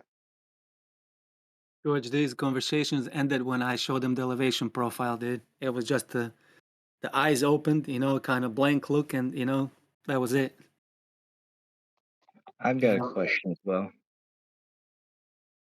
What source could I look at? What site or anything could I look at to find where we take these, 90-degree, these flat measurements, and then turn them into a ball, and then back to a paper towel roll, and then flat again? I'm looking to get as into it as I can, so I'm just wondering about the source. Well, all the sources will show you is starting with a globe. This is the problem. They'll all start with a globe, and then they'll flatten out that globe via a cylinder map. But the actual latitude and longitude grid, if the only way that's represented correctly is via UTC time, where people and countries and cities are placed within their correct local time. And that's why Newcastle, north of Sydney, and Perth, Western Australia, are only 2 hours correct local time apart. Yet it's the same exact distance between Charleston, South Carolina, and Long Beach, Southern California. The same distance between Newcastle and Perth is more or less exactly the same, a little bit in it, between those two and Charleston and Long Beach. But yet there's 3 hours of correct local time. between Charleston and Long Beach. And the reason is because when it comes to using time, correct local time, which is a breakdown of the 24, which is where we get the 24 hours, because there's a 24-hour solar day, but because the sun is not always in the position you need it to be in, if you go by solar time, your noon will be all over the place. So to keep noon even, they use just a breakdown of a 15 degrees per hour 15 degrees per hour breakdown over 360 degrees gives you 24 hours. The only way that Australia can have 2 hours of correct local time between Newcastle and Perth, and America have 3 hours of correct local time between Charleston and Long Beach, right, when both of them are on corresponding latitudes, north and south of the equator, is if the Earth is flat. The latitude and longitude grid has to continually, like all the longitude lines, have to come out from the north and continue divergent from the north. They don't go back in. Whereas if you go looking for where to get cylinder maps from, they'll show you the latitude and longitude grid on a globe, right, where all the south ends of the longitude lines are meeting at the bottom of the globe, and then they'll turn that into a cylinder. And they'll use that map as a flat map. But when they want to convert it to globe, they convert it straight back because all those points on that map are all based on a latitude and longitude grid on a globe. Whereas that grid is measured with elevation angles. That's where it came from. Flat out elevation angles to Polaris. And then you have to give you latitudes, and you break that up into a 24 hours to give you longitudes. And that is a continual divergence from a north central point. So if you're looking for that, you have to start with time zones, and that will give you the proof of that, and then correct local times. And you have to be careful because there's a lot of nonsense added in, political times, and you have times that have been changed because of Ramadan, and you have times that have been changed for what you call it, daylight savings. There's even Spain changed their time. Franco changed the time away from London time, because Spain is actually in London time, which is 0 UTC, and went with German time back in World War II. But they never changed back. So Spain is put into the same time zone as Germany, even though their correct time zone is actually London time. So you have to start with time zones, and that shows you what the latitude, what city is where on the latitude and longitude grid. And you can see that that means that the grid has to diverge all the way out. And then all they did was took the south ends of all those longitude lines, made them meet at the bottom, like they meet in the north, right? Called it a south pole, right? And then just took the radius of that and claimed they had a radius. The radius of that circle. It's a 21,600 nautical mile circle. He just took the radius of that and then converted it to statute miles, and came up with 3959, which is actually 3958 and some change, but they rounded it off at 3959 and tell you that they have a radius. Yeah. Yeah, it makes sense because even though Portugal is closer to the Atlantic than Spain, Portugal has the same time zone as England. It shouldn't. If Spain has 1 hour more, Portugal should be the same, and it's not. One of the two is wrong. Yeah, I think you got to a point. I think you got to a good point in that, it seems to be that that's a pretty good starting point for what I'm trying to figure out to do, and that would be disproving the official narrative of time zones. So thank you. Yeah. If you go to my channel, Brian's Logic on YouTube, and go to the community section, you will see that I have up there in the community section, I think it's the last thing I posted, a time zone map. And I'm adding in all these different times, within these time zones, the cities that sit within them. As best as I could find out, the cities that sit within. So I don't have every city in the world, but I have as many major cities as possible. And you'll see and you can then look at a map and go, look at something like the Gleason's map and go, how can that be there? How can that be at correct local time when according to the map, it's over here? Or you know what I mean? So, which is wrong? It's the map the map, the underlying map underneath the latitude and longitude grid on the Gleason's projection, for instance, is wrong. But the projection of the latitude and longitude grid is correct. So start with that, and that will help you. It's very simple. What they did is very, very simple. But it's just afterwards they made it all so complicated, and they made it so difficult, over time, for people to even conceive that they could be wrong. That they got away with it, basically. I appreciate it. Thank you. Did you find out where to look? Because that was what you actually asked. Always. I got an idea. I think I have a better idea. I don't have a citation or anything to go off of, but I'll figure it out from here if I have to. Well, if you go to my channel, the first place to go to, and I'm not trying to promote me here, I've given the thing that you probably would need to start with. Go to my channel, Brian's Logic, on YouTube. If someone will post it there for you in Discord, if you don't know it, and you don't have to subscribe, none of that rubbish. Just go to my community section, and you will see the time zone map, and you will see I have another map before that, but that's just like it's not correct. It's not 100% correct or anything. But the time zone map is showing basically where a lot of these major cities actually are what's their latitude and longitude positions more actually are more so than what we're told.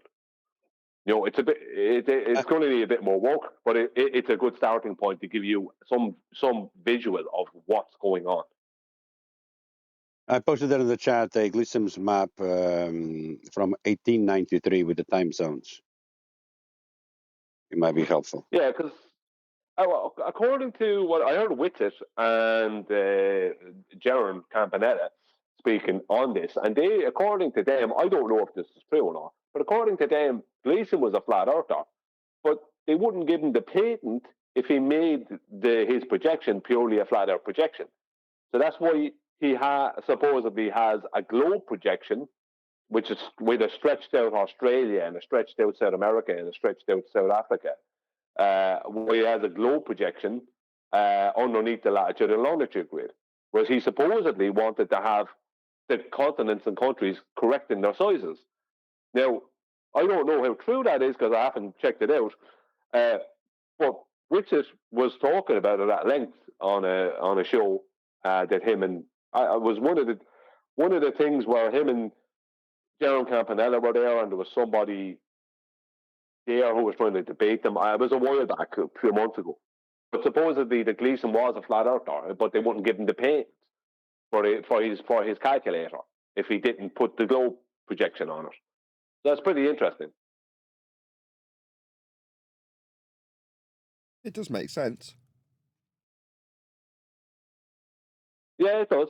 Yeah, this particular Gleason's map is North Pole centric, and he has the clock arms, one for the moon, one for the sun, and the circle of motion in the sky.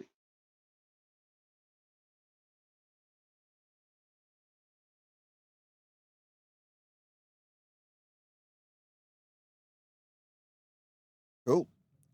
With that, I'm going to say another huge, massive, enormous thank you to both Discord and G+ panels for making today's after show possible.